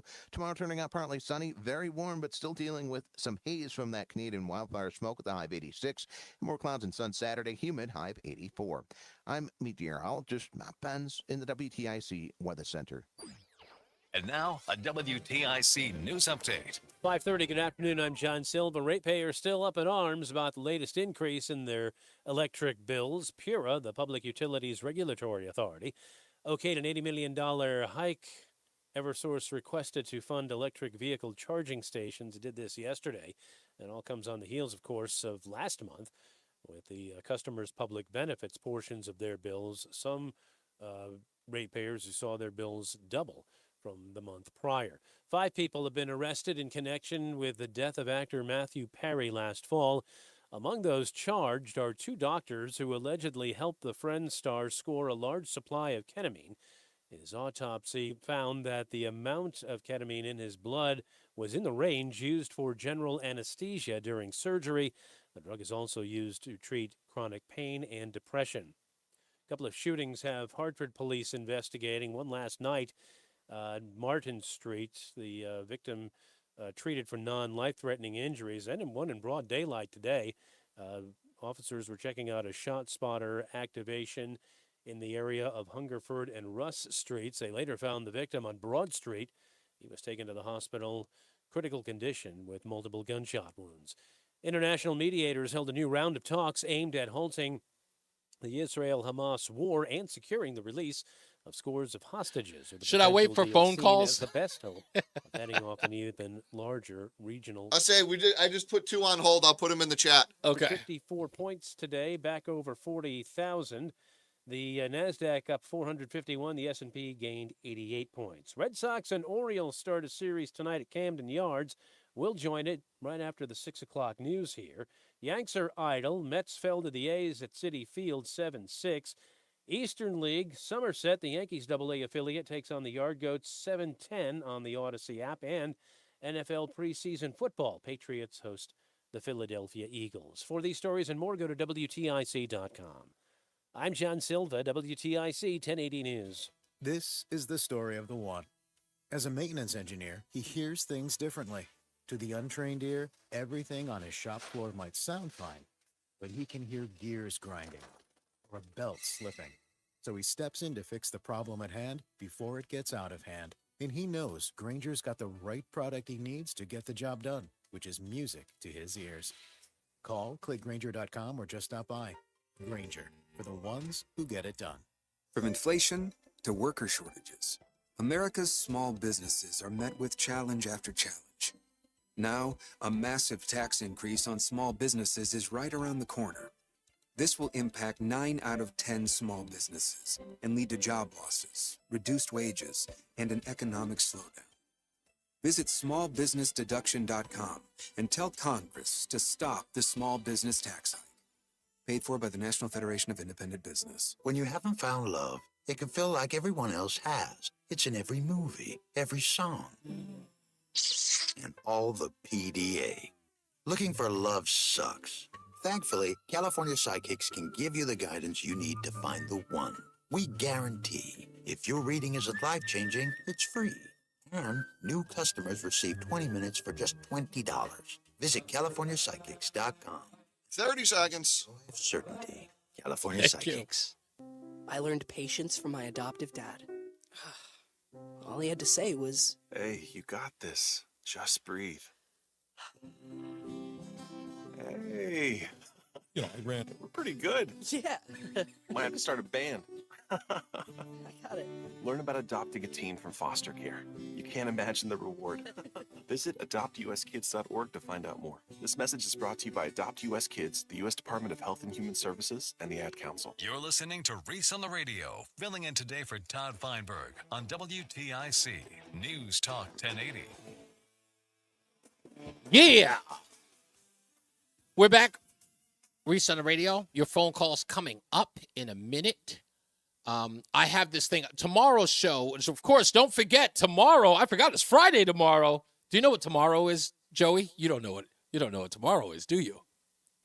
Are you familiar? Besides the day after No, Thursday? yeah, the day after Thursday. But Friday, with Reese on the Radio, it is time for The airing of grievances.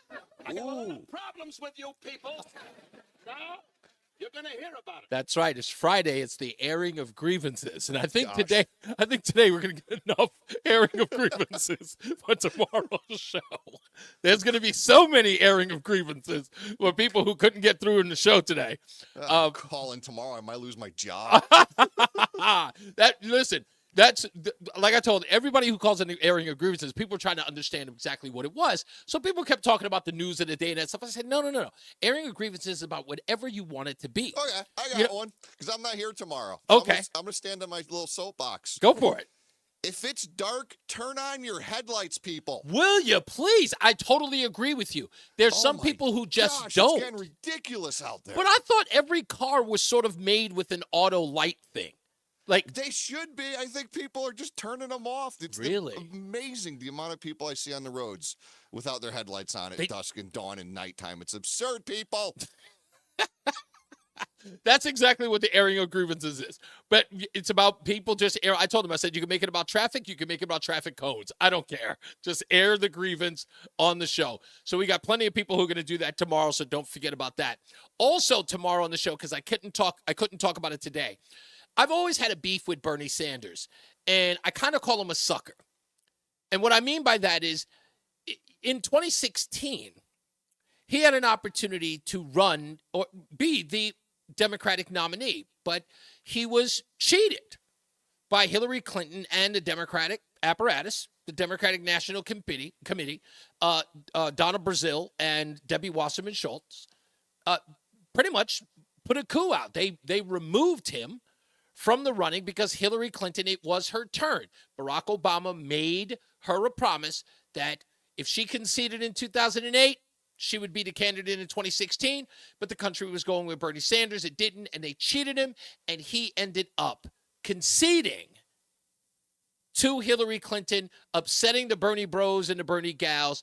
But now he is on a podcast with Theo Von, the comedian. When I play this tomorrow, it will outrage you. You've got nothing to argue about Bernie Sanders talking about the machine that is the Democrat Party. You fell for it, and you could have pushed back, but you're a chump. And we'll get into that. And there's so much more, of course, that we couldn't get into today. So expect that tomorrow, unless, of course, news changes. Let's get to the BPS Traffic Center with Mark Christopher. Hey, Mark. Hey, Reese, thank you very much. Good afternoon. You're clear. Good afternoon, Thank you, everyone. sir. If you're heading into Hartford right now and you're on the southbound side of 91, a little slow, 33 down to 32 A and B. Then you're in a heavy stop and go from 23 and Rocky Hill West Street down to just after exit 21, the 372 exit in Cromwell. We've got a crash there. Left and center lanes blocked. Stay right.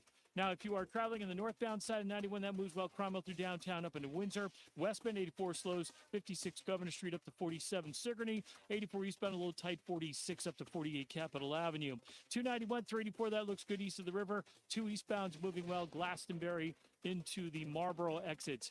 If you are traveling into Middletown right now, 9 northbound slowing Harbor Park to the Aragoni Bridge. 84 eastbound losing some speed between 17 and 18. 84 westbound slow traffic Cheshire up from exit 26 up to exit 25 in Waterbury on the westbound side of 84. 84 eastbound, heavy New York, Connecticut line up to exit 3 in Danbury. Again, slowing from 9 in Newtown up to exit 10 in Newtown. South 95, you're tied up from 48 in New Haven down to 44. And southbound 91, some slow traffic from 3 down in toward the 95 interchange. Traffic and weather together on the 8th. WTIC News Talk 1080. WTIC weather. We are tracking a severe thunderstorm warning now from near and north of Hartford. This does include portions of Hampton County as well as portions of Hartford County and Tullen County until 6. Hey, Joey, you know who I'm going to see tonight? And west of 90. What's up? Around the top. Tonight I'm going to go see the Far Side perform. Bringing some heavy. Really? Yeah. Strong winds and Oh, jealous. Only 3 of them, though. Until Only Hey, I 3 get of to them. go see. I'm taking the wife next week to go see Pink. Are you serious? Yeah, Foxborough. Oh man! I didn't. Okay, so that makes sense that she's touring at the casinos. Okay, that makes sense. Well, no, not Foxwoods, Foxborough, where the Patriots play. Oh no, that's a concert. Oh yeah. Oh hell yeah! Really? She's touring? It's 86. Yeah, so like that's the wife's like bucket list artist. Oh wow! So hopefully, not buns. Selhaney comes through and gets me tickets from the record label. Oh okay, yeah, no doubt. 7-game road trip. So yeah, that's next Wednesday. Oh wow, that's gonna be fun. She puts on a show. Yeah, the wife's excited. It'll be nice. So I got us a hotel room over there. I got her both days off from work, so I got her for her birthday. Listen, when she started throwing in that Cirque du Soleil stuff into her act, she blew me away. I was like, I'm not going to lie, that's a talented woman. Yeah. She blew me away with that. I think it was the Grammys. She did something with that whole spinning in the air and singing. I was like, oh, man, Pink is the real deal. Yeah, she's pretty gangster. Yeah. Where are you going to see Farside? At some place called The Stand in San Ann. I've never heard of it before. It's my first time going to any concert here. But it's a small little venue. It's standing room only. That's cool. I mean, that's cool, though, that they're still doing stuff, too. I haven't seen them in 28 years. That was the last time I saw them in concert. That's awesome. Yeah.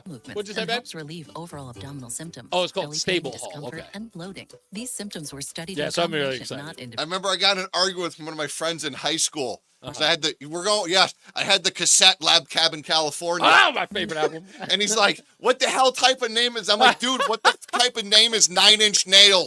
We're crucifying Jesus? Other side effects include gas, stomach area pain, and swelling. Learn more at linzess.com. Yeah, Running will still probably be one of my top 10 songs forever. Yeah, definitely.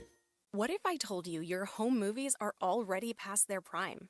It's true. The magnetic tape used in VHS and camcorder tapes only lasts between 10 to 20 years, which means your baby's first steps, weddings, and family vacations are fading away as we speak. Now I know what the hell I'm listening to tonight. Vox stops this fading The other one I could probably listen to, by preserving your recordings. There's Renee by the Lost Boys. Oh, yeah. best Hell yeah. way to preserve Like, that's one of those songs I can listen to any day, any time, and it's still, just hits. your You know, memories are it's meant funny to be that that shared, group not wasn't chewed up by supposed the to be VCR as or worn successful away with as they time. were, For because a I limited was time, I you was can at the convert filming your of their tapes first to music digital for video, just $9 and a I was tape. like, this There's song's never kind of been a better groovy, time because to convert I'd your never heard of entire them, and they're from collection. Queens. That includes And they were film reels responding. and They photos, they too. they were Visit playing the Jeeps legacybox.com/value to get our the Jeep $9 song, sale. and I'm That's like, yo, this song is kind of hot. Then I started hearing other legacybox.com/value singles by, and to I'm like, unlock wait a our minute, this group $9 is actually offer. good. Yeah, they came out of nowhere. Yeah, dude. Sponsored by New Balance, South Windsor, and Avon, your headquarters for back-to-school sneakers. This is Michael DeCibio from New Balance. My South Windsor and ex-girlfriend Avon, where you'll find was both singing fashion and fit for back to school. that song With when our it large came out, selection and fit and she says specialists this will help line. you She find goes, the the right Jeeps, sneaker in the right the Lex size Coops, so the Beamers, everyone and the goes home Benz. happy. Visit New For all Balance of my at Evergreen ladies in Walk in South Depends. Windsor. And I went, no, it's the pen. Don't let a cold sinus infection. Well, it's like when I used to work at the dealership, it was always dirty deeds done with sheep. Yeah. Is it Navage? Plus, like, dude, you're so wrong. I'm like, listen to it. You know what that reminds me of? You're listening to Reese I'll on the tell you. Radio, filling in today Tell you for in a Todd second. Feinberg on WTIC News Talk 1080. The stuff that goes on behind the scenes, you can only hear if you go to ReeseOnTheRadio.com. Joey and I are actually talking about I'm going to see the Far Side tonight, but we were talking about this girl that I used to date who was singing a song from the Lost Boys back in the day. And Joey, please tell the song that the guy says. What were the lyrics that messed up? My version or your version? Your version of the song. Oh, it's always dirty deeds done with sheep. Done with sheep, yeah. Instead of dirt sheep. Dirt sheep. And I was saying, as you were saying that, it was making me laugh. A book that I have to get my hands on. I keep saying I'm going to buy it, but I'm going to do it right after the show. There's a book called Excuse Me While I Kiss This Guy and Other Misheard Song Lyrics. Oh, there's so They- many of them. Yeah, there are a bunch of them. Oh, it's amazing. It's my favorite. It is my so favorite. many lyrics that are just not what they're supposed to be. They are. They're fantastic. All right, let's go to the phones. We've got plenty of people on hold, of course, after a whirlwind show today. 860-522-WTIC. Let's go to Mike in Plainville. Thank you, Mike, for holding. You're on Reese on the Radio. It's a pleasure to say hi to Joey. I haven't talked to him in probably a year. I know, right? You know what? Here's the thing with Ned. Our boy Ned, our little boy Ned, he's up in Maine, and guess who he's visiting with? His predecessor, Danny Malloy. And he's patting him on the back, saying, "You're doing such a great job. Here's what you should do." That's where he is. And then he's going to the Democrat National Convention afterwards before making a statement about Eversource or about Pura, which, again, I think... No statement whatsoever. No statement Exactly. whatsoever. And I think that's what Congressman Vincent Candelora was saying. Said they're going to run out the clock. No one's going to make any real statements about it. Look, I give credit to Senate Majority Leader Bob Duff for coming on, at least having a conversation about it. But the fact that the governor hasn't, it baffles me. It completely baffles me. I've never met Len Fuzio, but you know what, Len? Maybe you should get a job as a reporter, because all you did today was tell us what we've been hearing every day, every week for the last 4 years at least. Yeah, indeed. Yeah. Thank you, Mike. Come up with it. No, I was going to say thank you. Come up with any solutions.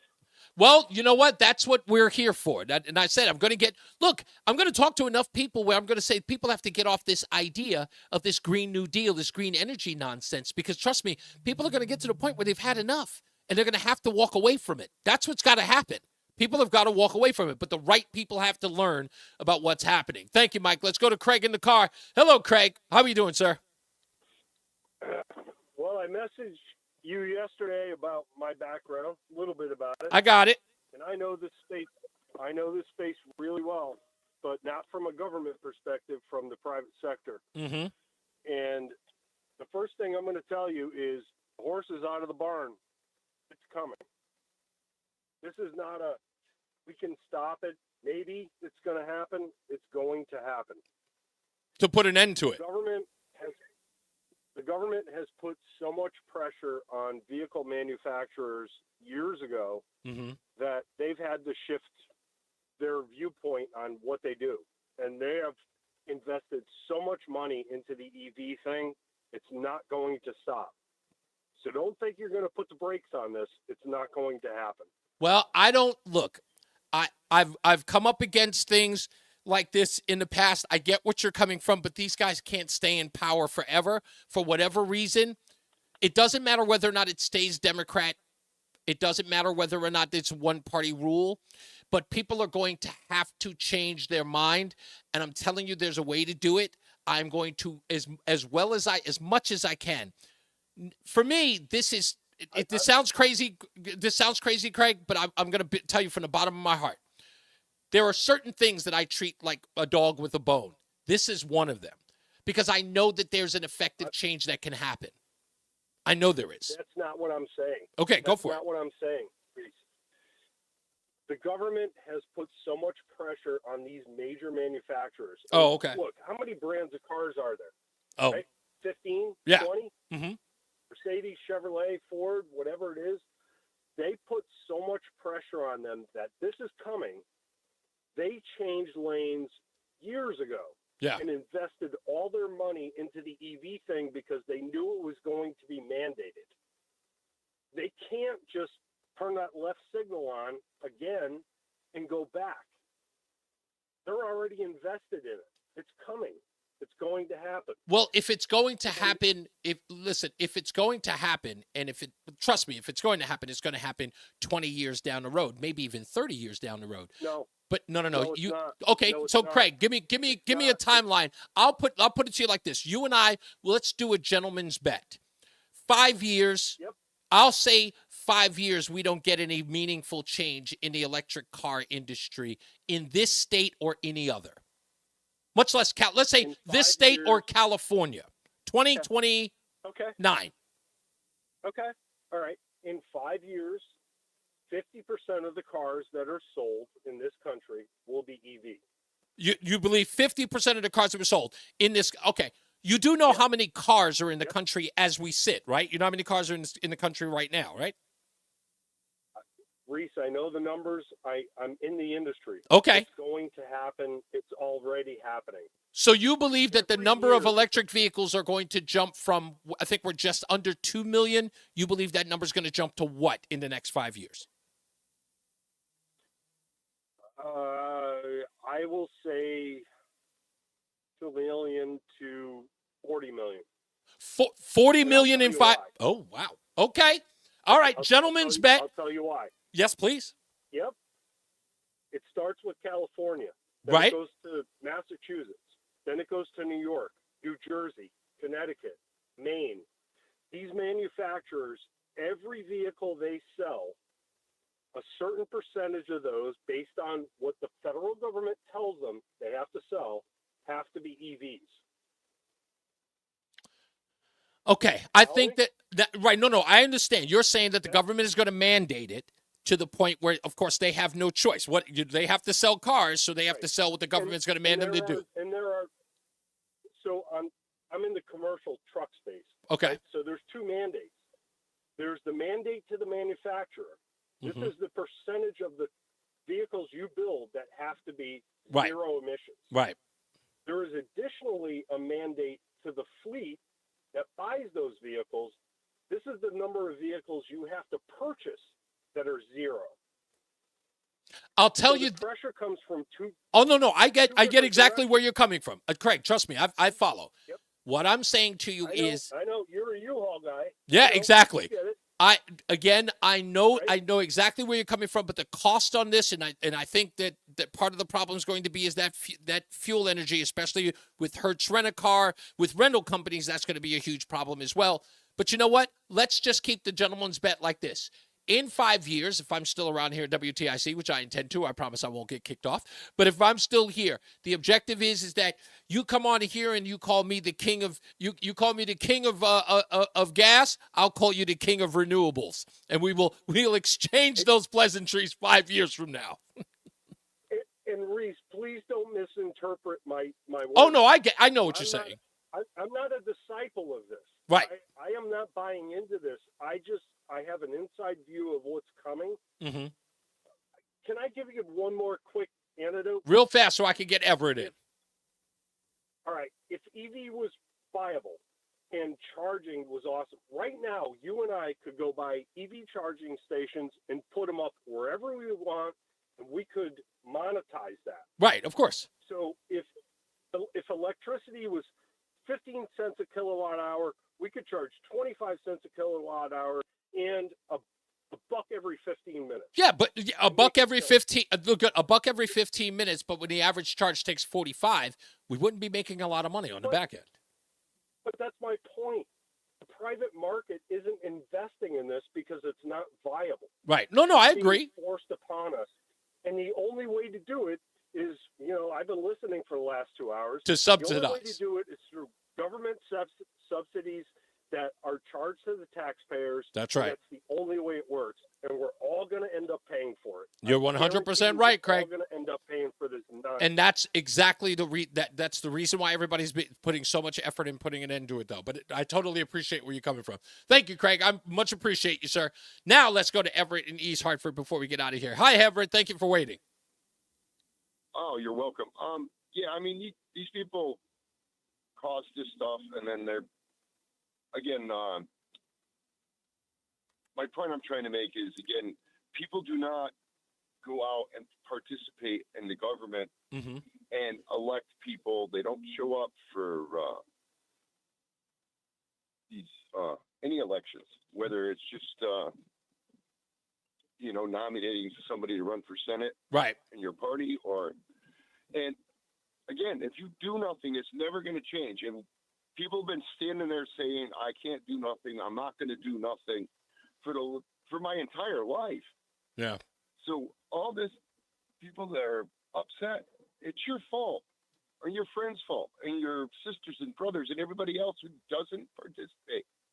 Excuse me, but it's just, it's very frustrating. Listen, do not give. That's the reason why, Everett. Write a letter, make a phone call, sign a petition. Everett, do not. Vote. They don't want to know. Listen to me. I say this only because I have a good friend, Leon, who's out in North Dakota, and he used to have me as a guest on his show whenever he was out there filling in. He and I are like fill-in mavens. But he used to bring me on the show, and he used to always say, "Reese, can you please call my show and get people off the cliff?" And I go, "Absolutely." I promise you, it looks dire. But look, I know for a fact that Senator Bob Duff, knows that this is affecting people. Even if it was a cover your behind letter that he wrote to Pura, he knows that the people of the state of Connecticut are not going to look favorably, not just on him, but on his party. Politically, this doesn't look good. And if they care about anything, even if it's only politics, they will respond to this. It sounds like they don't care, but they're going to be made to, because when people actually start talking about not being able to pay their bills, not being able to cool, if not heat their homes, they're going to have to respond, and it will be no choice for them. So you can damn well bet. I hope this is. Yeah, I hope this is the tipping point. this should, and it should be, because again, like I said, it is a bipartisan agony that people are feeling. So trust me on that one. We are not letting this one go. I appreciate you, Everett. Thank you for holding on as well. Like I said, we got so much news, so much views. We will get to them tomorrow. I want to thank everyone who called in the show, Senator Bob Duff, as well as House Republican leader Vincent Candelaria and Senator Suzio for also being a part of the show. Everybody who listened, and of course all the people who I know were paying attention at City Hall and who are literally at bated breath screaming at the radio today. But you get an opportunity to call whenever you want to. You know the telephone number here, 860-522-WTIC, 860-522-9842. And Democrats are definitely welcome. You know, I didn't want it to turn into a screaming match, but again, a real conversation needs to be had on opposite sides of the aisle so we can get to some middle ground, because I think, regardless of who it is that people want to blame, I don't believe that they want to put that kind of pressure on the people of Connecticut. I don't believe that in their hearts. But you know what? I have my suspicions, and perhaps they should be quelled a bit. Just my personal opinion. And at least to the people who live in the state who feel like they're getting railroaded. Isn't it enough that they don't feel like they trust the elected officials? That they don't feel like anybody cares about what they're dealing with? Isn't it enough? Maybe we should start working for them. Or we should start understanding in the state that you do. That's all. I mean, it's the least we can ask. As I always say, radio is free, so we thank you for paying attention. Remember to keep JC in your hearts and in your mind. Sean Patrick, we love you and we miss you. Remember that panic is not planning, so plan your work and work your plan. Me, I'm Reese on the Radio. You have a good night, a pleasant tomorrow. We will be back here tomorrow for nothing other than the airing of grievances. Make sure that you're here for that, so you can call out and air your grievances. As we always do. Let's get to the BPS Traffic Center with Mark Christopher. Mark, I want you to at least air one grievance tomorrow, okay? Okay. All right. I'll think about that. Think of I'm one. sure there's something I can. Mark always needs at least 24 hours to think of. Yeah. Because he's living a charmed life. He's got nothing to be aggrieved about. There's a lack of brain cells at this point. They've been destroyed, so I have to accumulate some overnight, and then I'll come up with something tomorrow. That's what I want you. I want you to find a grievance or create a grievance you can complain about tomorrow. Yeah, exactly. I'm sure I can do that. Have a great night, Reese. Thank you, man. You too. Coming into Hartford. All right, you're clear, sir. Thank you, sir. All right. Thank you. I really appreciate it. Wow, what a show. A little more. I'm sweating over here. Gosh. Thank you, man. I appreciate you. Not a problem, buddy. It's all love. Down to just exit 22. The Route 9 interchange. We had an earlier accident just south of exit 21. That has been removed from the highway, so all lanes reopened there. Northbound 91 moving well. Cromwell up into Windsor. 291, 384. That looks good east of the river. 2 westbound slows. Exit 4 to the 84 west merge. Middletown's quiet now. All right, everybody. Thank you. Thank you, everybody. And I am off to go watch The Far Side. I will tell you about it. Maybe I'll come back with a T-shirt. When we return. Thank you, everybody, and thank you for all the kind words. Thank you, Doug. I appreciate that. I won't get a contract by dinner time, but I totally respect and totally echo your sentiment.